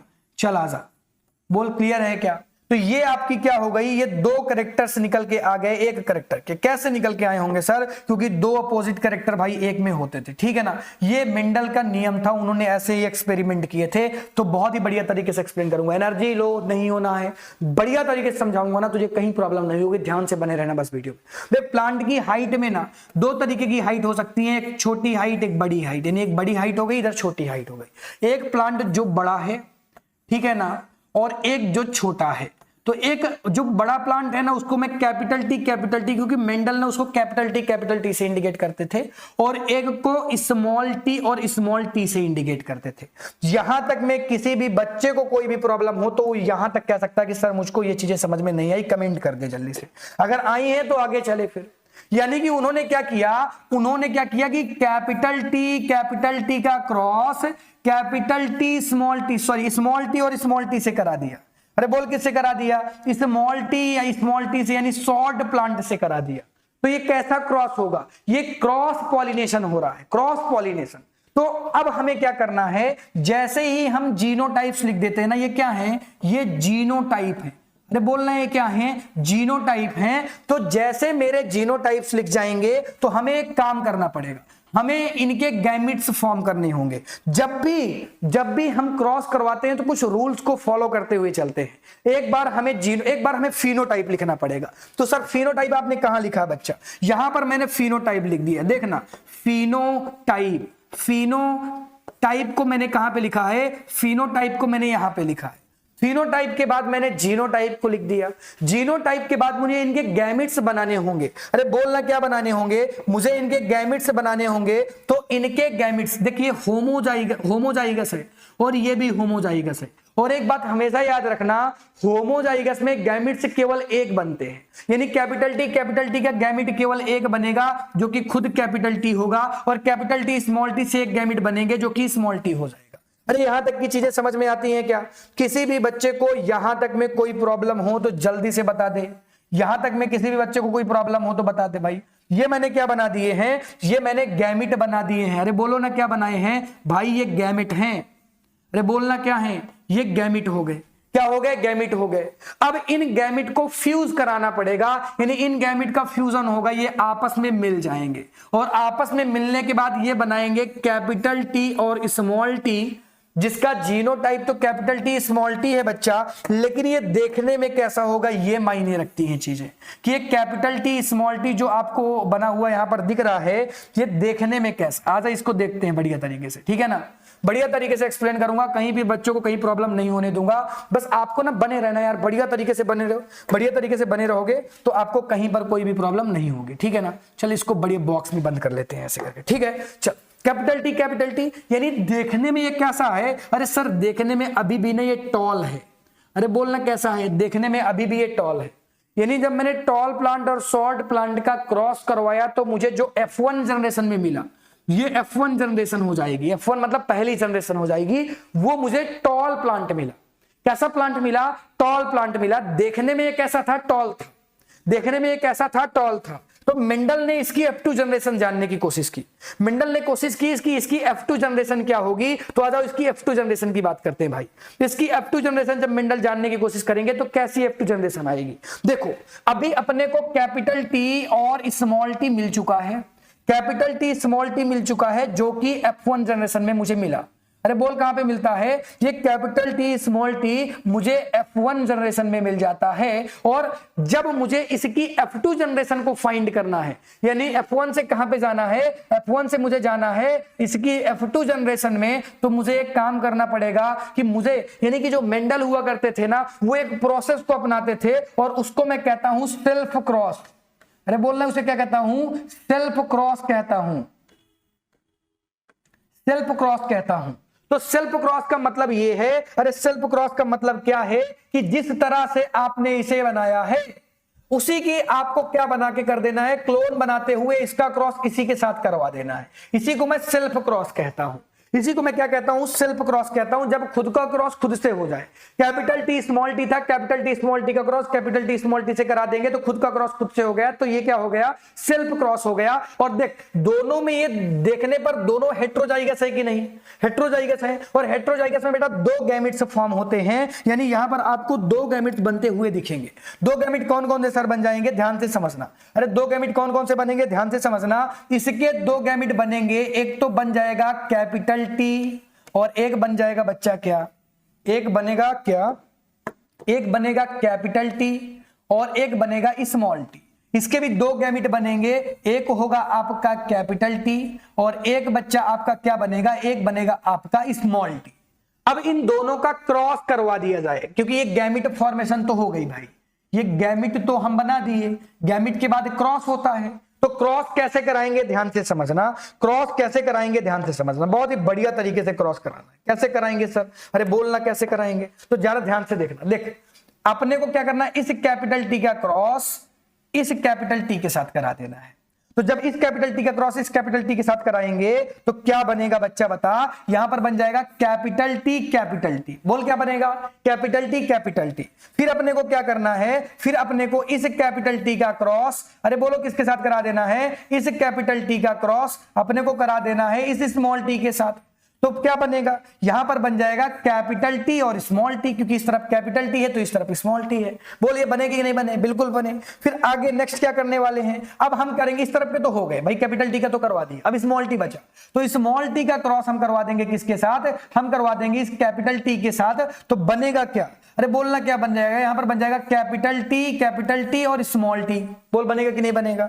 फिर इसके बाद मुझे क्या करना है, इस कैपिटल टी का क्रॉस अब की बारी करवा देना है इस स्मॉल टी के साथ, तो बनेगा क्या, अरे यहां पर बन जाएगा स्मॉल टी, यानी ये आपकी F2 जनरेशन है बच्चा। कौन सी जनरेशन है, F2 जनरेशन है। और F2 जनरेशन में आपको किस तरह की प्रोजेनी देखने के लिए मिल रही है, आप क्या देख पा रहे हैं, आप बच्चा देख पा रहे होंगे कि एक आपको कैपिटल टी मिला है, एक आपको स्मॉल टी मिला है, एक आपको कैपिटल टी स्मॉल टी मिला है, मतलब कैपिटल टी स्मॉल टी, और एक आपको मिला है स्मॉल टी। यानी कि आप अगर देखेंगे, यानी अगर आप इनके रेशियो की बात करेंगे तो आप क्या करेंगे, आप कहेंगे सर जो कैपिटल टी है उसका प्लांट मेरे पास एक है, जो कैपिटल टी स्मॉल टी है उसका प्लांट मेरे पास दो है, और जो स्मॉल टी है उसके प्लांट मेरे पास 1 हो जाएंगे। तो मेंडल ने यहां पर अपने रेशियो को देना स्टार्ट किया और उन्होंने कहा जो मेरा जीनोटाइप रेशियो है, जो मेरा जीनोटाइप रेशियो होगा, अगर आप जीन्स देखेंगे तो दो जीन्स आपको एक तरीके की दिखेंगी, एक जीन आपको एक तरीके की दिखेगी और एक जीन आपको एक तरीके की दिखेगी। यानी जो क्रॉस निकल के आया वो आया 1:2:1। अरे बोलना क्या आया, 1:2:1। और मेंडल ने यहां पर अपने फिनोटाइप रेशियो भी दिए, फिनोटाइप रेशियो की भी बात की, और फिनोटाइप रेशियो में उन्होंने क्या दिया, 3:1। 3:1 क्यों होगा, क्योंकि बच्चा ये तीनों प्लांट, अरे बोलना, ये तीनों प्लांट देखने में कैसे हैं, ये तीनों प्लांट देखने में तो कैसे होंगे, देखने में तो टॉल ही होंगे ना, केवल और केवल एक प्लांट आपका स्मॉल होगा, छोटा होगा, बाकी देखने में तीन प्लांट कैसे हैं, देखने में तीन प्लांट आपके टॉल ही हैं, केवल एक प्लांट आपका स्मॉल है। यानी जो इसका फिनोटाइप रेशियो बन जाएगा वो 3:1 ही बनेगा। अरे बोलना क्या बनेगा, 3:1 बनेगा। आज से पहले आपने ऐसा कुछ पढ़ा था क्या इतना बढ़िया तरीके से एक्सप्लेनेशन आपने देखा था क्या कहीं पर? अगर देखा था तो बिल्कुल अच्छी बात है, और नहीं देखा था तो थैंक यू आशीष सर। बोलना जल्दी से, बोल जल्दी से कि क्या ये चीजें समझ में आ गई, क्या ये चीजें बढ़िया तरीके से समझ में आई, क्या क्रॉस बढ़िया तरीके से समझ में आया, क्या इस तरह से रेशियो निकलते थे।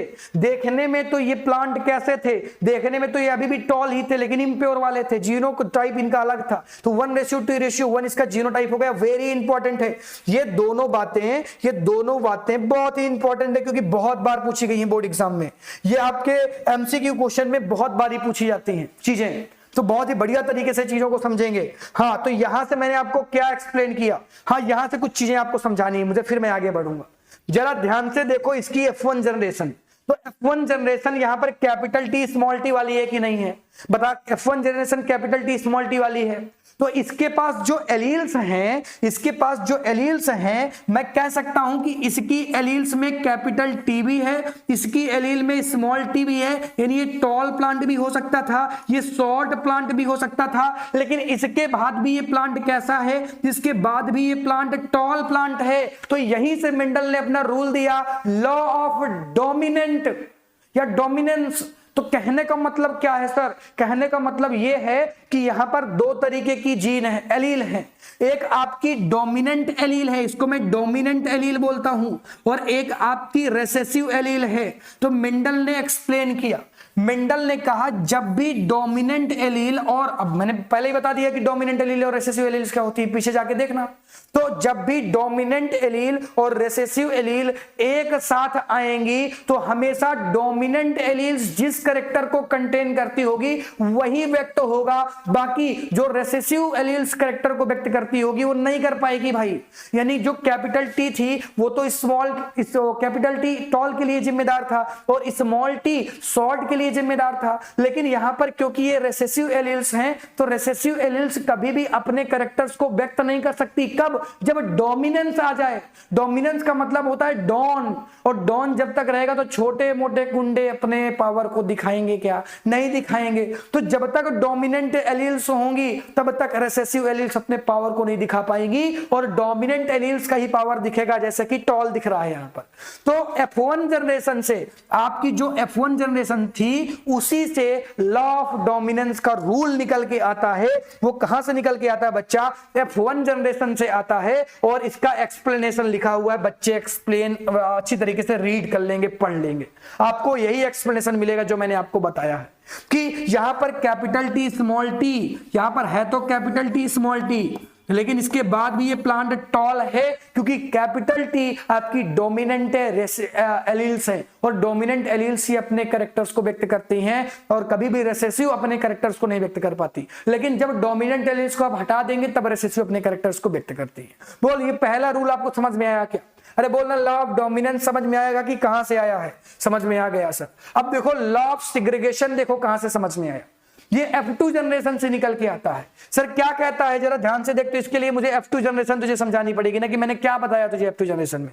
ध्यान से समझना, ध्यान से समझना, सारी चीजें समझ में आएंगी। अरे सर सारी चीजें समझ में आ ही रही है सर, मजा आ रही है आपसे पढ़ के? बिल्कुल आएगी बच्चा, अरे बिल्कुल आएगी मजा। ध्यान से देख, इधर 10 लेक्चर के बराबर होता है अपना वन शॉट। हाँ, एक बार वन शॉट यहां से देख ले, कहीं से भी देख ले, तुझे फर्क पता चल जाएगा, ठीक है ना। तो अगर मैं बात करता हूं क्या, अगर मैं बात करता हूं F2 जनरेशन की, तो आपने एक चीज देखा। सर क्या देखा मैंने?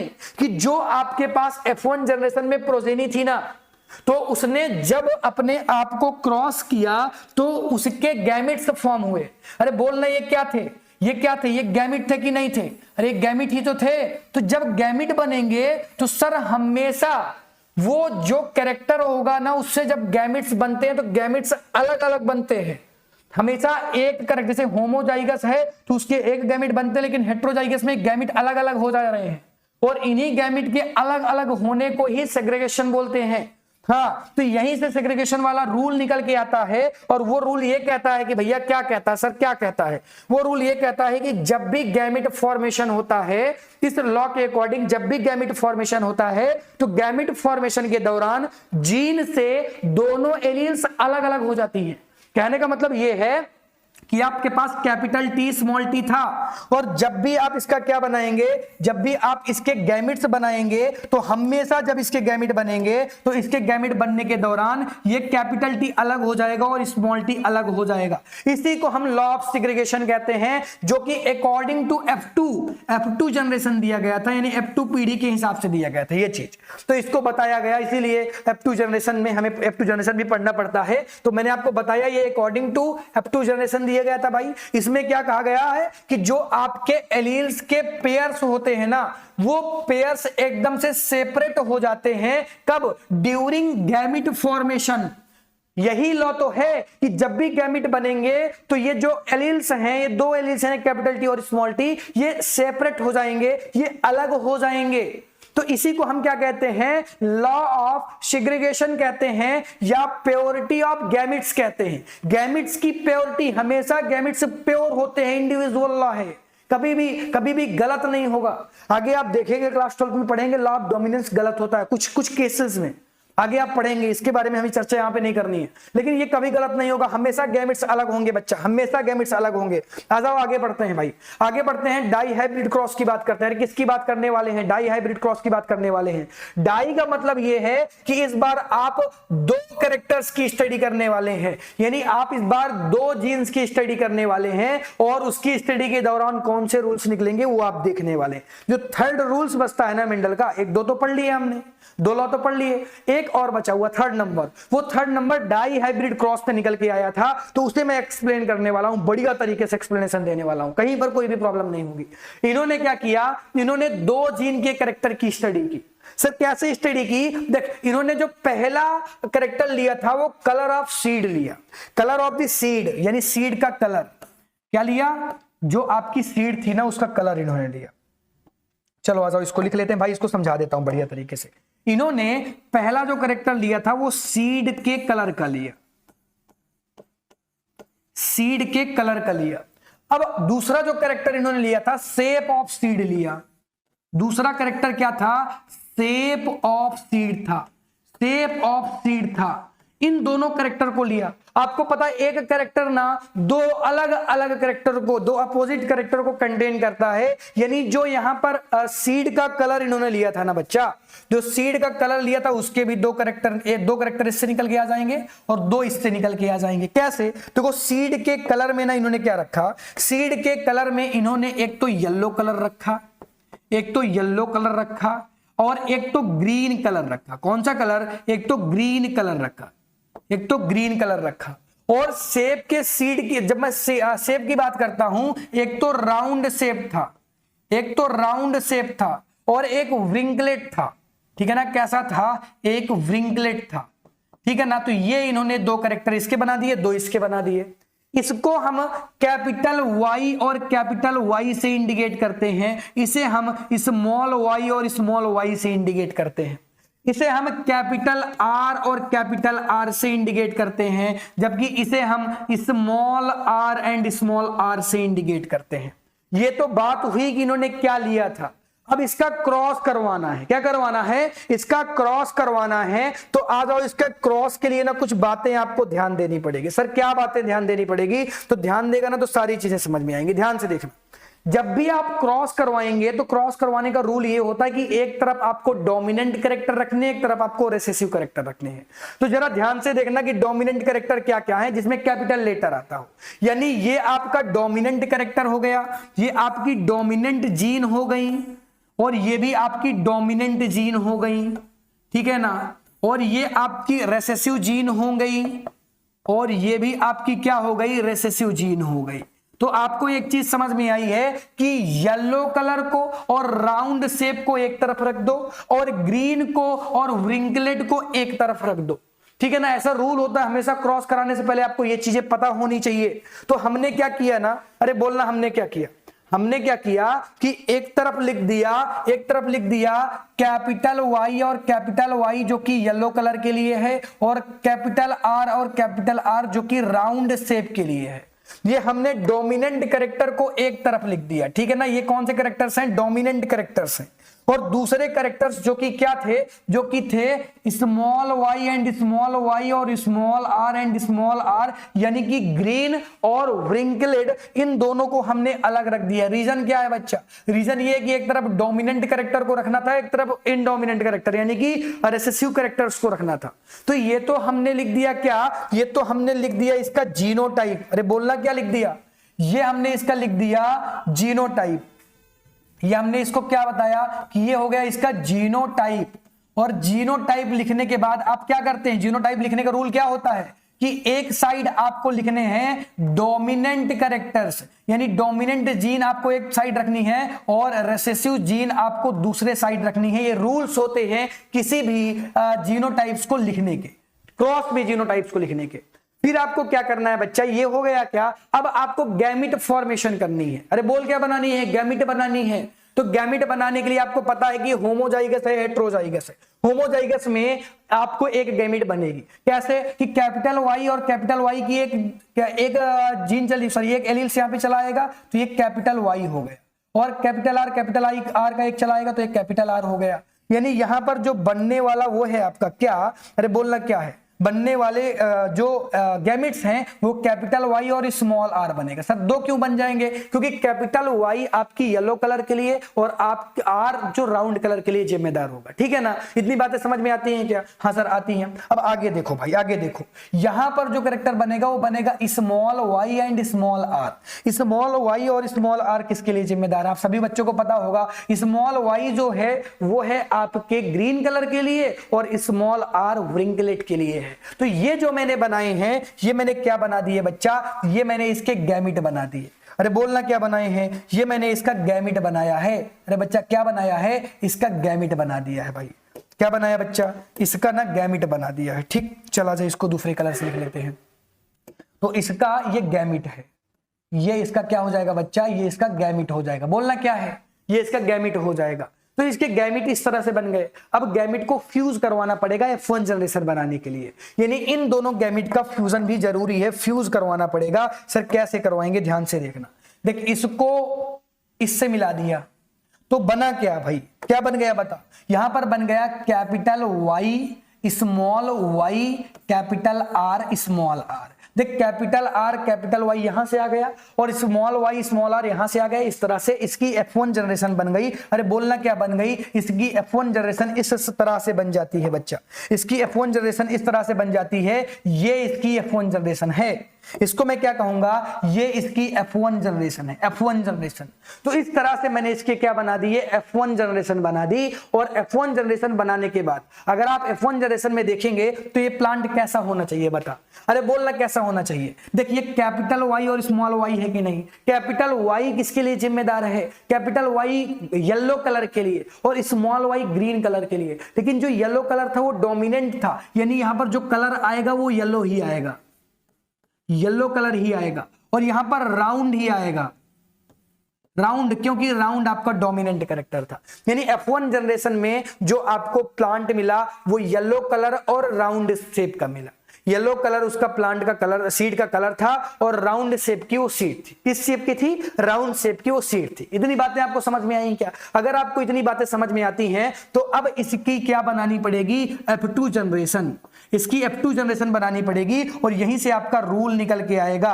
F2 जनरेशन जब भी आप बनाएंगे ना, F2 जनरेशन जब भी आप बनाएंगे तो आपको इसके गैमिट बनाने पड़ेंगे। और गैमिट बनाना ना इतना आसान नहीं है इसका। अब F1 जनरेशन के गैमिट बनाना इतना ज्यादा आसान तो नहीं है। सर कैसे गैमिट बनेंगे? तो बेटा इसका जो गैमिट फॉर्मेशन है बड़ा इंपॉर्टेंट है। यानी कि इसके गैमिट कैसे बनेंगे? गैमिट, इसके गैमिट कैसे बनेंगे? वहीं से इसका रूल निकल के आता है इंडिपेंडेंस वाला गैमिट का। अब जरा ध्यान से देखना। देख अपने पास है क्या? अपने पास है capital Y small Y capital R and small R. जब आप इसके गैमिट बनाएंगे ना तो इस तरह से गैमिट बनेंगे कि ये जो जीन है ना सब अलग अलग हो जाएंगे। यानी कैपिटल वाई और स्मॉल वाई अलग अलग हो गई, कैपिटल आर और स्मॉल आर अलग अलग हो गए। इनको लेफ्ट और राइट पार्ट में आपको डिवाइड कर देना है। यानी एक तरफ लेफ्ट पार्ट एक तरफ राइट पार्ट। तो लेफ्ट की तरफ दोनों पार्ट को अलग अलग कर देना है आपको। यानी आपने क्या किया है? आपने कैपिटल वाई को अलग कर दिया है, आपने स्मॉल वाई को अलग कर दिया है, आपने कैपिटल आर को अलग कर दिया है, आपने स्मॉल आर को अलग कर दिया है। जब इनसे आप गैमिट बनाएंगे ना, गैमिट इनके दो फॉर्म में बनेंगे। यानी एक गैमिट में दो एलील्स होंगी। ठीक है ना? तो कैसे गैमिट फॉर्म होंगे जरा ध्यान से देखना। देख क्या करना पड़ेगा तुझे, फिर इनका क्रॉस कराना पड़ेगा।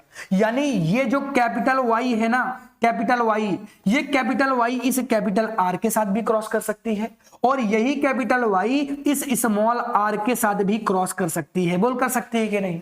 जब इसका क्रॉस हो जाएगा तो क्या बनेगा? यहां पर बन जाएगा कैपिटल वाई कैपिटल आर और यहां पर बन जाएगा कैपिटल वाई स्मॉल आर, क्योंकि इसका स्मॉल आर के साथ क्रॉस हुआ था। इसी तरह से बच्चा, इसी तरह से क्या होगा? इसी तरह से अगर आप देखेंगे ना, अरे बोल कैसे देखेंगे? ये क्या हो गया भाई? इसको डिलीट करो ना यार, ये कैसे हो गया? इसको बैक कर देते हैं। ठीक है ना? चला जा। अब इसके बाद ना क्या करना है अपने को क्या करना है? अगर मैं इस कैपिटल वाई का क्रॉस करवा दूं किसके साथ? इस कैपिटल आर के साथ, तो क्रॉस हो सकता है। और इसी तरह स्मॉल वाई का कैपिटल आर के साथ करवा दूं और इसी तरह स्मॉल वाई का क्रॉस अगर मैं इस स्मॉल आर के साथ करवा दूं तब भी ये क्रॉस हो सकता है कि नहीं हो सकता? इधर क्रॉस कराऊंगा तो कैपिटल आर और स्मॉल वाई आ गई, और इधर small R and small Y आ गई, ठीक है ना। तो इस तरह से इनके गैमिट बने। मैंने आपको बताया बच्चा, मैंने आपको क्या सिखाया, बोल मैंने क्या सिखाया, मैंने आपको यह बताया कि कैसे आप इसके गैमिट फॉर्म करेंगे। गैमिट फॉर्म करने के लिए आपको यह प्रोसेस अपनानी पड़ेगी। यानी यहां पर जो ये बने हैं ना, ये चारों गैमिट बने हैं। अरे बोल क्या बने हैं, ये चार के चारों गैमिट बन के आए हैं। बोलना क्या बन के आए हैं, चार के चारों गैमिट बन के आए हैं। अब आपको क्या करना पड़ेगा, यहीं से आपका रूल निकल के आ जाता। पहले रूल समझ ले। रूल ये कहता है law of independence segregation, law of independence का, यानी ये देखो क्या रूल था, हाँ, लॉ ऑफ इंडिपेंडेंट असॉर्टमेंट का। ये रूल ये कहता है कि जब गैमिट फॉर्मेशन होगा, बोलना क्या होगा, जब गैमिट फॉर्मेशन होगा तो हमेशा एक एलील ना पूरी तरीके से इंडिपेंडेंस है कि वो किसके साथ क्रॉस करेगी। ये कैपिटल वाई इसके साथ भी कर सकता है, इसके साथ भी कर सकता है। ये कैपिटल वाई, ये स्मॉल वाई इसके साथ भी क्रॉस कर सकता है, इसके साथ भी कर सकता है, दोनों के साथ कर रहा है। इसी तरह ये स्मॉल आर इसके साथ कर सकता है, और कैपिटल आर भी इसके साथ कर सकता है। यानी कि इनका क्रॉस आपस में कैसे भी हो सकता है, इंडिपेंडेंस रूप से हो सकता है। और यहीं से मेंडल का थर्ड रूल, जो बच्चों को नहीं समझ में आता है, वो थर्ड रूल निकल के आता है कि इनका क्रॉस कैसे भी हो सकता है भाई। हाँ, ये इंडिपेंडेंस अपने स्वतंत्र है, ये पूरी तरीके से इस बात के लिए स्वतंत्र है कि ये इसके साथ भी क्रॉस करे और इसके साथ भी करे, कोई दिक्कत नहीं है। ये भी पूरी तरीके से स्वतंत्र है कि ये इसके साथ भी क्रॉस करे, इसके साथ भी क्रॉस करे। और यहां से हम F2 जनरेशन निकालते हैं, जो कि इंपॉर्टेंट नहीं है। F2 जनरेशन अपने में नहीं पूछी जाती, क्योंकि अपने थर्ड रूल तो यहीं से पूरे हो गए। लेकिन F2 जनरेशन कैसे बनाते हैं, मैं आपको तरीका बता देता हूं, बनाना आपको है। मैं आपको तरीका बता देता हूं बच्चा, क्या बता देता हूं, मैं आपको तरीका बता देता हूं। देख, यहां से हमने क्या किया, यहां तक हमने गैमिट फॉर्मेशन कर लिया है। अब मैं तुझे बता रहा हूं कि F2 जनरेशन कैसे बनेगी। F2 जनरेशन के लिए ना हमें चेकर बोर्ड बनाना पड़ेगा। सर ये क्या होता है, सर चेकर बोर्ड तो पहली बार नाम सुना, अब सुन लेना। चेकर बोर्ड बनाना पड़ेगा, और जितने गैमिट होंगे ना चेकर बोर्ड में उतने बॉक्स होने चाहिए, हॉरिजॉन्टल भी लॉन्गिट्यूडल भी। तो आपको ना एक बॉक्स बनाना है। ये मैंने बॉक्स बनाया ऐसे करके, ये मैंने क्या बना लिया बच्चा, ये मैंने बॉक्स बना लिया। इस बॉक्स में 4-4 खाने बनाने। अरे बोलना कितने कितने खाने बनाने हैं, तो इस बॉक्स में ना 4-4 करके खाने बना देने हैं। भाई कैसे खाने बनाएंगे, देखना इधर देख, ये पहली प्लेट बना दिया मैंने, और पहली प्लेट बनाने के बाद इसी के ना क्या कर देता हूं ना, किसके क्लोन बना लेता हूं ऐसे करके, ठीक है ना। ये मैंने इसका क्लोन बना लिया भाई, तो ये मैंने एक यहां पे रख दिया ऐसे करके, ठीक है ना, ऐसे करके। और दूसरा मैंने एक क्लोन बनाया, ये मैंने यहाँ पे रख दिया। यानी 4 बॉक्स इसके बन गए आसानी तरीके, बहुत ही आसान से।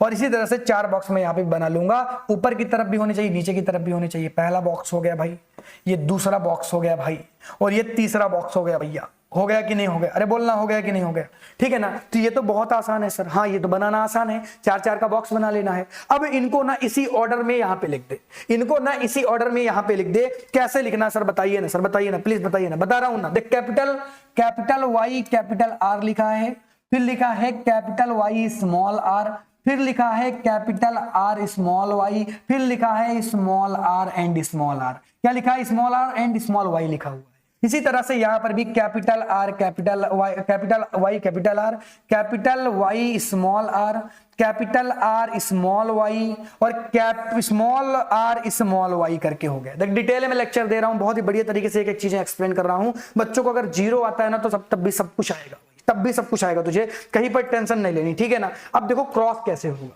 देखना अब क्रॉस कैसे होगा। क्रॉस इस तरह से होगा कि बहुत ही सिंपल तरीका बताता हूं, बहुत सिंपल तरीका बताता हूं। अपने को क्या करना है ना, अपने को टेबल बच्चों वाला काम करना है। बच्चों वाला क्या काम करना है कि जो ऊपर लिखा है ना नीचे छापते हुए चले जाओ।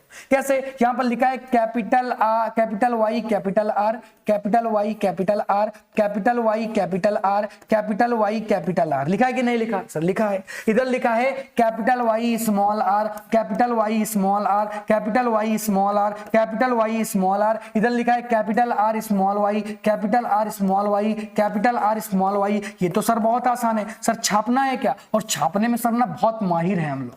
छापते तो हम ऐसे है ना सर कि आप भी नहीं पहचान पाएंगे कि हमने कैसे छापा होगा। अरे मैं जान जाऊंगा बच्चा कि तूने छापा होगा, तो छापता ही तो है। ये कहानी पूरी हो गई, इधर पूरा कर दिया हमने। अब इधर का पूरा करते हैं। देख, इधर का लाइन इस तरह से चलेगी, कैपिटल आर कैपिटल वाई है, तो यहाँ पर capital Y capital R, capital Y capital R, capital Y capital R, capital Y capital R होंगे। ठीक है ना। फिर यहाँ पर कैपिटल वाई क्या स्मॉल आर है, capital Y small R, capital Y small R, capital Y small R, ठीक है ना। फिर देख इधर देख कैपिटल, इधर देख कैपिटल आर और स्मॉल वाई है, capital R small Y, capital R small Y, capital R small Y, capital R small Y, और इधर small R small Y, small R small Y, small R small Y, small R small Y, इस तरह से। देख कितना बढ़िया तरीके से हमने सारी की सारी प्रोजाइनी को बना दी। यानी टोटल जो 16 संतानें यहां पर देखने के लिए मिलेंगी आपको F2 जनरेशन में। यानी कितनी प्रोजाइनी बनेगी बच्चा, टोटल 16 प्रोजाइनी बनेगी, 16, ठीक है ना। और कैसे बनेंगे, इनका रेशियो क्या दिया, मेंडल ने इनका जो रेशियो दिया था, जीनोटाइप फिनोटाइप दोनों दिया था, लेकिन आपके सिलेबस के लिए केवल इसका फिनोटाइप इंपॉर्टेंट है। अरे बोलना क्या इंपॉर्टेंट है, इसका केवल आपको फिनोटाइप याद रखना है। बोलो ना क्या याद रखना है बच्चा, सर इसका केवल फिनोटाइप याद रखना है, इसका केवल फिनोटाइप याद रखना है। अरे बोलना क्या इंपॉर्टेंट है, फिनोटाइप। फिनोटाइप क्या होता है, इसका फिनोटाइप होता है 9:3:3:1, 3:1। अब देख बहुत ही प्यारी सी बात जो तुझे किसी ने नहीं बताई होगी, मैं बताने जा रहा हूं। ये रेशियो कैसे निकल के आया, ध्यान से समझना। ये रेशियो कैसे निकल गया बच्चा, किसी ने तुझे नहीं बताया, मुझे पता ना किसी ने नहीं बताया, लेकिन कैसे निकला मैं बता देता हूं ना, कैसे निकला मैं बता देता हूं, ध्यान से समझना। अरे ध्यान से समझना, देख जो 9 प्लांट है ना, वो कैसे प्लांट होंगे, जो देखने में येलो होंगे, जो देखने में येलो होंगे और राउंड शेप के होंगे। राउंड यानी सीड का कलर है और सीड का शेप है। 9 प्लांट बेटा ऐसे होंगे। नाउ और फिर इसके बाद आपके पास 3 प्लांट ऐसे भी होंगे, जो देखने में तो येलो होंगे, लेकिन व्रिंकलेड शेप के होंगे, ठीक है ना। और आपको कुछ ऐसे दिखेंगे जो देखने में ग्रीन होंगे, लेकिन राउंड शेप के होंगे, और एक केवल प्लांट ऐसा होगा जो राउंड भी, जो ग्रीन भी हो और व्रिंकलेड भी हो, ऐसे करके इस तरह से टोटल आपको प्लांट मिलेंगे। अगर आप गिनेंगे तो टोटल 16 प्लांट हो जाएंगे। कितने हो जाएंगे, 16 प्लांट हो जाएंगे। जरा ध्यान से देखना, मैं आपको पहचानवाता हूं, ध्यान से देखना बच्चा, तो आपको मैं समझवाता हूं, ध्यान से समझना, बस बढ़िया तरीके से पकड़ के रखना। अरे बोलना पकड़ेगा क्या, बिल्कुल सब पकड़ेंगे, बढ़िया तरीके से पकड़ना, ठीक है ना। ध्यान से देखना, देख अगर आपको क्या पहचानना है, अगर आपको येलो और राउंड को पहचानना है ना, तो आप देखेंगे एक वाई कैपिटल होनी चाहिए और एक कैपिटल आर होना चाहिए, फिर क्या हो हम मैटर नहीं करता। अगर कैपिटल वाई भी होगी, कैपिटल आर भी होगा ना, तो नो डाउट वो येलो और राउंड वाला ही हो जाएगा, क्योंकि कैपिटल वाई डोमिनेंट कैरेक्टर है, तो येलो वो कौन से कलर को व्यक्त करेगी, येलो वाले को, और राउंड वाले को आर करता है। तो अगर आप ध्यान से देखेंगे तो देखो यहां पर कैपिटल वाई कैपिटल आर है कि नहीं, बस एक कैपिटल वाई एक कैपिटल आर देखना है, ज्यादा नहीं देखना। तो कैपिटल वाई कैपिटल आर यहां पर है कि नहीं, बिल्कुल है। कैपिटल वाई कैपिटल आर यहां पर है कि नहीं, बिल्कुल है। तो ये 1 हो गया, 2 हो गया, यहां पर भी कैपिटल वाई कैपिटल आर मिल जाएगा, यहां पर भी कैपिटल वाई कैपिटल आर मिल जाएगा। तो टोटल 4 तो यहां से निकल के आ गए, यानी 4 तो यहां से निकल के आ गए, 4 तो इस लाइन में है, ठीक है ना। अभी और होंगे, देखना ध्यान से। फिर इसके बाद कैपिटल वाई कैपिटल आर यहां पर भी तो है, कैपिटल वाई कैपिटल आर यहां पर नहीं है, क्योंकि यहां पर कैपिटल वाई तो है लेकिन कैपिटल आर नहीं, ठीक है ना। तो कैपिटल वाई कैपिटल आर दोनों साथ में होने चाहिए, यहां पर भी कैपिटल वाई कैपिटल आर है। फिर इसके बाद बोलना इधर कैपिटल वाई कैपिटल आर है, इधर भी कैपिटल वाई कैपिटल आर है, ठीक है ना। तो टोटल कितने हो गए, 4 5 6 7 8, एक और कहीं छिपा होगा, देखो गिनो कहां है, कैपिटल वाई भी हो कैपिटल आर भी हो, अरे कैपिटल वाई भी हो कैपिटल आर भी हो, गिनो कहां है, अरे बोलो ना कहां है बच्चा। कैपिटल वाई कैपिटल आर मिल जा सिम कहां गई सिम, अरे बोलो ना कहां गई सिम, एक नहीं मिल रही बच्चा, खोजना। ये देखिए इधर छिपी हुई है, कैपिटल वाई कैपिटल आर यहां पर है, यह है ना कैपिटल वाई कैपिटल आर। केवल आपको कैपिटल वाई कैपिटल आर वाले देखने थे, वो 9 टोटल प्लांट होंगे, और आपने देखे टोटल 9 प्लांट है। अगर आप ये राउंड को गिने ना, जो मैंने येलो कलर से किए हैं, वो 9 राउंड होंगे। कितने होंगे, 9 टोटल। कितने होंगे, टोटल 9 हो जाएंगे। अरे बोलना कितने हो जाएंगे भाई, टोटल 9 हो जाएंगे। सर आप बता तो रहे हैं, भरोसा कर रहे हैं हम आपके ऊपर। फिर आपको देखना है जिसमें केवल एक कैपिटल वाई हो, बस केवल एक कैपिटल वाई हो, आपको ये देखना है, क्योंकि कैपिटल वाई तो येलो होगा और स्मॉल आर आपका व्रिंकलेट हो जाएगा। तो जिसमें कैपिटल वाई हो कैपिटल आर ना हो, कैपिटल वाई हो और कैपिटल आर ना हो, ध्यान से देख, कैपिटल वाई यहां पर भी 3 होंगे ऐसे, टोटल 1 हो गया, कैपिटल वाई यहां पर है, 2 हो गया, और एक जगह कैपिटल वाई होगी कहीं पर, एक और ऐसी जगह जहां पर कैपिटल वाई होनी चाहिए, मात्र एक ऐसी जगह जहां पर कैपिटल वाई होगी। खोजना जल्दी से, कहां है वो, अरे ये रही कैपिटल वाई। अरे कहाँ रही, एक कैपिटल वाई कहाँ है, एक कैपिटल वाई इधर, एक कैपिटल वाई हो गया इधर, दो कैपिटल वाई हो गया और एक नहीं मिल रही बच्चा, ये रही है बच्चा, ये रही है, तो एक कैपिटल वाई ये हो गया। यानी टोटल 3 ऐसे होंगे जहां पर केवल और केवल आपको कैपिटल वाई देखने के लिए मिलेगी बच्चा। क्या देखने के लिए मिलेगी, कैपिटल वाई, लेकिन कैपिटल आर नहीं होगा। और 3 ऐसे भी होंगे जहां पर कैपिटल आर तो होगा लेकिन कैपिटल वाई नहीं होगा। देखना ध्यान से, इसको दूसरे कलर से बताता हूं मैं, व्हाइट कलर से। देखना, जहां पर कैपिटल आर होगा लेकिन कैपिटल वाई नहीं होगा। देखिए इधर कैपिटल आर है लेकिन कैपिटल वाई नहीं है, इधर कैपिटल आर है लेकिन कैपिटल वाई नहीं है, इधर कैपिटल आर है लेकिन कैपिटल वाई नहीं है। टोटल 3 हो गए, तीनों आपस में ही है, तीनों आपस में ही है। तो ऐसे प्लांट कितने होंगे, ऐसे प्लांट टोटल 3 होंगे। और बोलना कितने होंगे, टोटल 3 प्लांट हो जाएंगे। फिर ग्रीन की बात करते हैं तो केवल एक अनोखा प्लांट भी आपको दिखेगा यहां पर, जो अकेला और सिंगल है, इसके जैसा ना कोई है ना कोई था। तो ये केवल और केवल सिंगल हो गया, तो ये केवल और केवल एक प्लांट होगा। तो इस तरह से ये रेशियो आया 9:3:3:1। यहां से ये रेशियो मैंने आपको समझा दिया। और रूल हमारा ये कहता है कि जब भी गैमेट फॉर्मेशन होता है तो गैमेट फॉर्मेशन प्योर तरीके से होता है। प्योर तरीके से मतलब हर एक गैमेट, हर एक एलील इस बात के लिए स्वतंत्र है कि वो किसके साथ मिलना चाहता है। जिसके साथ भी मिलना चाहे मिल जाए, तो उसमें कोई भी दिक्कत नहीं है। तो इसी को हमको क्या बोल देते हैं बच्चा, इसी को हम लॉ ऑफ इंडिपेंडेंस बोल देते हैं। मैंने अप टू जनरेशन भी आपको पढ़ा दी है और लॉ ऑफ इंडिपेंडेंस में मैंने आपको बता दी है। इसमें मैंने आपको क्या बताया, देख इसमें मैंने आपको क्या बताया है, इसमें मैंने बताया आपको क्या, देख मैं आपको बढ़िया तरीके से एक्सप्लेन भी कर देता हूं। मैंने बताया this law states that if we consider the inheritance of 2 gene at a time, जब 2 जीन्स एक ही समय में हो, then the segregation of factor during the gamete formation, यानी गैमेट फॉर्मेशन के दौरान जब फैक्टर अलग होंगे तो वो रैंडम फ्यूजन के लिए इंडिपेंडेंट्स हैं, यानी वो ईच अदर, एक दूसरे से वो रैंडम फ्यूजन कर सकते हैं बिना कोई दिक्कत के। और यही तो मैंने आपको एक्सप्लेन किया ना कि यहां पर ये क्या कर रहे हैं, यहां पर ये रैंडम फ्यूजन कर रहे हैं, यहां पर कोई फिक्स नहीं है, ये इसके साथ भी कर रहा है, ये इसके साथ भी कर रहा है, ये इसके साथ भी कर रहा है, इसके साथ भी कर रहा है। इसी को लॉ ऑफ इंडिपेंडेंस बोलते हैं बच्चा। क्या बोल देते हैं, लॉ ऑफ इंडिपेंडेंस बोल देते हैं। जिसकी दूसरी डिफिनेशन भी मैंने लिखी है और ये भी समझ में आएगा। तो आपके पास जो डिफिनेशन होगी, मैंने एक्सप्लेन तो कर ही दिया ना कि रूल क्या कहता है, आपको समझ में आना चाहिए, वो आपको आ गया, वो आपको बढ़िया तरीके से आ गया होगा। तो इस तरीके से मैंने क्या पढ़ा दिया आपको, मैंने आपको बता दिया क्या, डाई हाइब्रिड क्रॉस भी बता दिया। अब वो लास्ट में जो पार्ट बचता है, वो बचता है the most important part of sex determination. Very important sex determination से क्वेश्चन हमेशा बोर्ड एग्जाम में पूछे जाते हैं। सर यकीन नहीं कि पूछे जाते हैं, तो देख ले भाई, अगर यकीन नहीं है तो ना डेट के साथ आया हूं, आज में अरे ईयर के साथ आया हूं, बहुत बार पूछे गए, मैं तो कुछ ही क्वेश्चन को लेकर आया हूं। हाँ, ऐसे बहुत सारे क्वेश्चन हैं जो सेक्स डिटर्मिनेशन वाले टॉपिक से पूछे जाते हैं। बच्चा ध्यान से पढ़ना इस टॉपिक को, बिना इस टॉपिक को पढ़े और समझे आप आगे कैसे बढ़ेंगे बच्चा, नहीं बढ़ सकते। सर आपके 1 शॉट थोड़े से लेंदी नहीं होते, आप 1.5 घंटे का 2 घंटे का वीडियो बनाते। बेटा जितना मैं बना रहा हूँ सफिशियंट है, क्योंकि मैं क्वेश्चन भी करा रहा हूँ, मैं कॉन्सेप्ट भी बता रहा हूँ, मैं 1 शॉट भी पढ़ा रहा हूँ, तो सारी चीजें मैं मिक्स कर दे रहा हूँ। 7 से 8 घंटे का मैंने 1 शॉट नहीं बनाया ना, 7 से 8 घंटे का नहीं बनाया मैंने, 2 घंटे का 3 घंटे का, 3 घंटे का तो मैंने कभी बनाया नहीं, 2 घंटे का मैक्सिमम बनाया मैंने, और 2 घंटे से कम ही होता है। और उसमें आप सब कुछ सीख चुके होते हैं कि कॉन्सेप्ट क्या कहता है भाई, क्वेश्चन कैसे आते हैं, और हमारे थ्योरेटिकल प्रॉब्लम जो है वो भी, और साथ ही साथ में नोट्स भी आपको मिलती है। ठीक है ना। अभी रैपिड रिवीजन मैं भी बनाऊंगा, देखना 20 मिनट में चैप्टर खत्म कर दूंगा, फिर मैं देखूंगा कितना तुझे समझ में आया। लेकिन यहाँ पे सारी चीज समझा रहा हूँ मैं तुझे, और सारी चीजें तुझे समझ में भी आती है, मुझे पता है।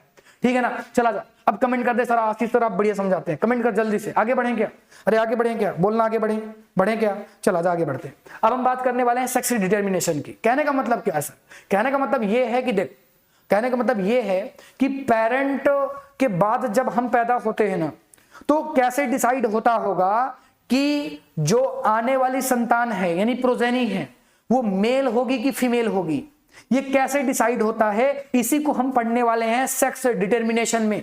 अरे बोलना क्या करने वाले हैं, सेक्स डिटर्मिनेशन में हम पढ़ने वाले हैं कि आने वाली जो प्रोजेनी है ना, आने वाली जो प्रोजेनी है वो मेल होगी कि फीमेल होगी, कैसे डिसाइड होता है। बहुत ही बढ़िया तरीके से बताऊंगा मैं तुझे, बहुत ही बढ़िया तरीके से।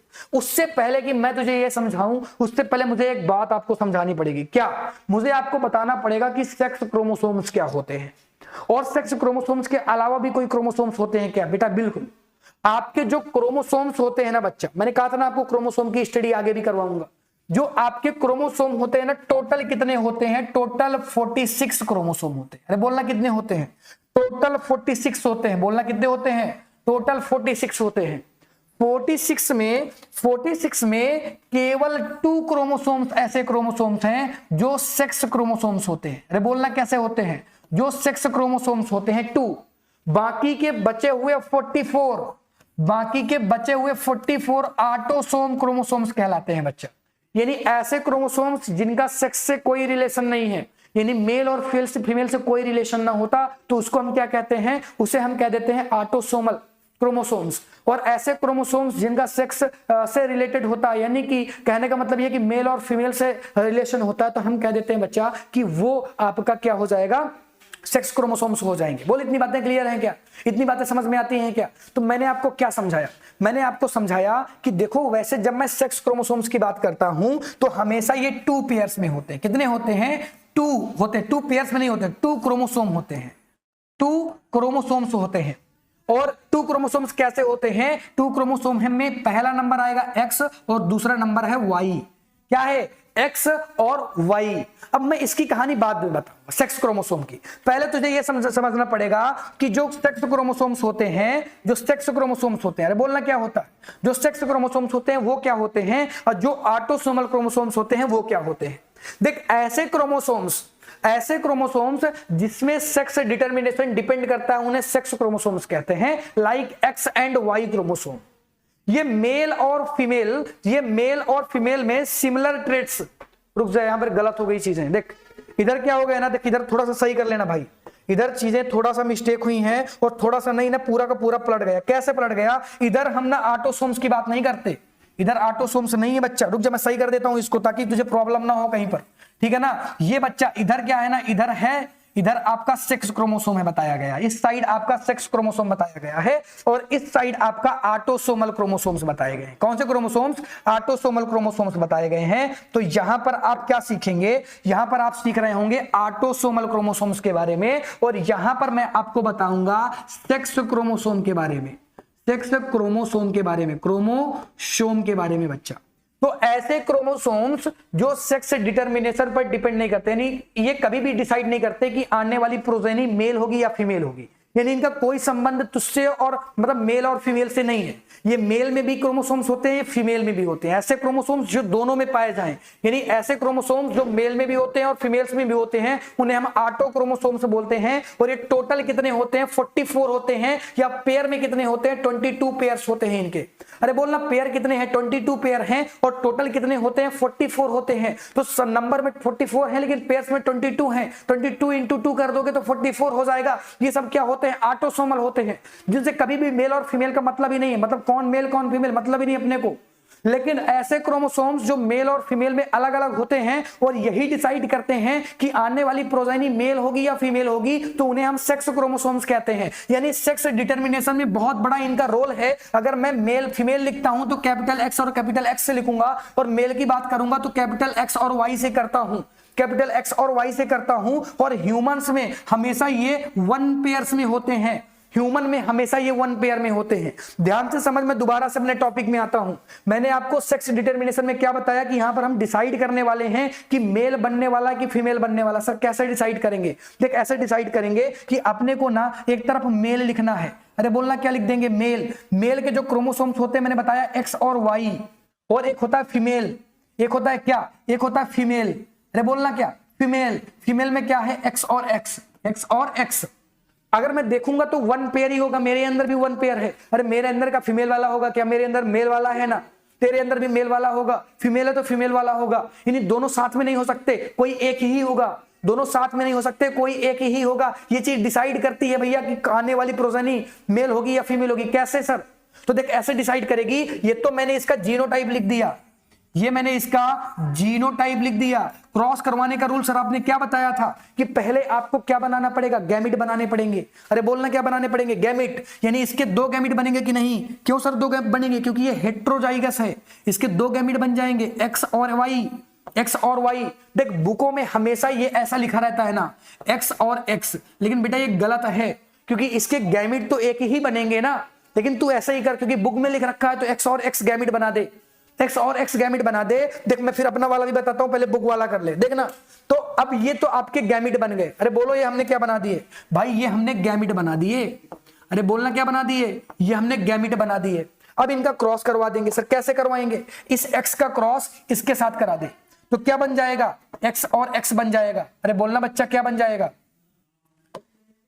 x और x बन जाएगा। फिर इसके बाद अगर मैं इसका क्रॉस किसके साथ करा दूं, अगर मैं इस x का क्रॉस फिर से इस दूसरे वाले के साथ करवा दूं, तब भी क्या बनेगा? x और x ही बनेगा ना बच्चा। अरे बोलना क्या बनेगा बच्चा? यहां पर x और x ही बनेगा, x और x ही बनेगा। ये तो पहली कंडीशन हो जाती है। दूसरी कंडीशन क्या कहती है, ध्यान से समझना। दूसरी कंडीशन कहती है कि अगर इस कैपिटल Y का क्रॉस मैं इन दोनों से करवाऊं, एक बार इस x के साथ करवा दूं और एक बार इस x के साथ करवा दूं, तो इन दोनों कंडीशन में क्या बनेगा? इन दोनों कंडीशन में x और y बनेगा, इन दोनों कंडीशन में x और y बनेगा। तो क्या एक चीज समझ में आई क्या? अरे बोलना क्या समझ में आया? यहाँ पे एक बात आपको समझ में आई, और वो ये है बहुत ही प्यारी सी बात कि जब x और x मिल रहे हैं तो x x बन रहा है, जब भी x और x मिल रहे हैं तो x x बन रहा है, और जब x और y मिल रहे हैं तो xy और xy बन रहा है। इनके नंबर अगर आप देखेंगे तो 50% x x हैं और 50% x और y हैं, 50% x और y हैं। यानी कि आने वाली आगे जो प्रोजेनी है वो क्या होगी? वो क्या होगी? मेल होगी कि फीमेल होगी?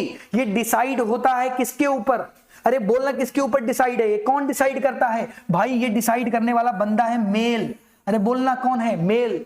अगर मेल का x इसके साथ मिलेगा तो हमेशा x x ही बनेगा, और x x क्या होती है भाई? x x होती है फीमेल। अरे बोलना क्या होती हैं? फीमेल होती हैं। लेकिन जब मेल का y इनके साथ क्रॉस कर रहा है तो हमेशा xy बन रहा है, और xy क्या है? xy क्या है बच्चा? xy मेल को रिप्रेजेंट करता है। यानी कि जो एक तरीके का मिथ था ना, पुराने जमाने के लोग मानते थे कि जो स्त्रियां होती हैं यानी जो फीमेल्स होती हैं वो इस बात को डिसाइड करती हैं कि आने वाली संतान मेल होगी कि फीमेल होगी। लेकिन ऐसा नहीं है, उनके ऊपर ये डिसीजन नहीं है, वो तो मेल के ऊपर डिसीजन है। मेल डिसाइड करेगा। अगर मेल का Y क्रोमोसोम जाएगा तो मेल बनेगा भाई, यहां पर मेल बनेगा। लेकिन मेल का अगर X क्रोमोसोम आगे जाएगा तो फिर तो फीमेल ही बनने वाली है ना। यानी मेल इस बात का डिसीजन ले रहा है। और इसको मैं कैसे समझाता हूं? ये तो बुक वाला क्रॉस हो गया। मैं इसको ऐसे समझाता हूं, देख होता क्या है कि इसको मैं कैसे लिखता हूं? इसको मैंने ऐसे लिखा कि ये मेल है, ये मेल है। मेल X और Y क्रोमोसोम को कंटेन करता है, और ये क्या है बच्चा? ये फीमेल है। और फीमेल किस क्रोमोसोम को कंटेन करता है बच्चा? X और X क्रोमोसोम को कंटेन करती है फीमेल, ठीक है ना। तो अगर मैं देखूंगा कि इनके, क्योंकि जो आपके मेल हैं ये आपके कैसे होते हैं भैया? जो मेल हैं आपके हेट्रोजीनस होते हैं, हेट्रो, और ये होमोजाइगस होते हैं। और हेट्रोजीनस के जब भी क्या बनेंगे? गैमिट्स बनते हैं, तो हमेशा इनके दो गैमिट्स बनते हैं बच्चा, X और Y गैमिट बनेगा। अरे बोलना दो गैमिट बनेंगे कि नहीं बनेंगे? और होमोजाइगस का एक ही गैमिट बनता है जो कि है केवल और केवल X। यानी कि अगर इस क्रॉस को आप देखेंगे तो ज्यादा अच्छी तरीके से आपको ये चीज समझ में आएगी कि जब भी मेल का X क्रोमोसोम जाता है और किसके क्रोमोसोम से मिलता है? फीमेल से मिलता है, तो हमेशा बनने वाली जो प्रोजेनी है वो X और X होगी, जिसे मैं फीमेल कहता हूं, जिसे मैं फीमेल कहता हूं। बोल बच्चा क्या कहता हूं? फीमेल कहता हूं। और जब भी इसी चीज को मैं आपको ऐसे बताता हूं भाई कि जब Y का क्रॉस में करवा दूंगा किसके साथ? इस X के साथ करवा दूंगा, तो बनने वाली जो प्रोजेनी होगी X और Y होगी, जिसे मैं मेल कह देता हूं बच्चा। क्या कह देता हूं? मेल कह देता हूं। यानी अगर आप यहां पर देखेंगे तो 50% मेल के आने के चांसेस हैं कि मेल बने, और 50% चांसेस इस बात के लिए हैं कि बनने वाली प्रोजेनी फीमेल हो, फीमेल हो। इस बात का डिसीजन कौन लेगा? ये बात किसके ऊपर डिपेंड करती है? बोलना बच्चा, कमेंट कर, किसके ऊपर डिपेंड करती है? अब तो बता दे। अरे अब तो बता दे किसके ऊपर डिपेंड करती है? जल्दी से कमेंट कर, मैं कमेंट देखूंगा। किसके ऊपर डिपेंड करती है? जल्दी से कमेंट करना है, मैं कमेंट आपकी देखूंगा। और इस तरह से मैंने आज के इस चैप्टर को बहुत ही बढ़िया तरीके से एक्सप्लेनेशन वे पर खत्म कर दिया।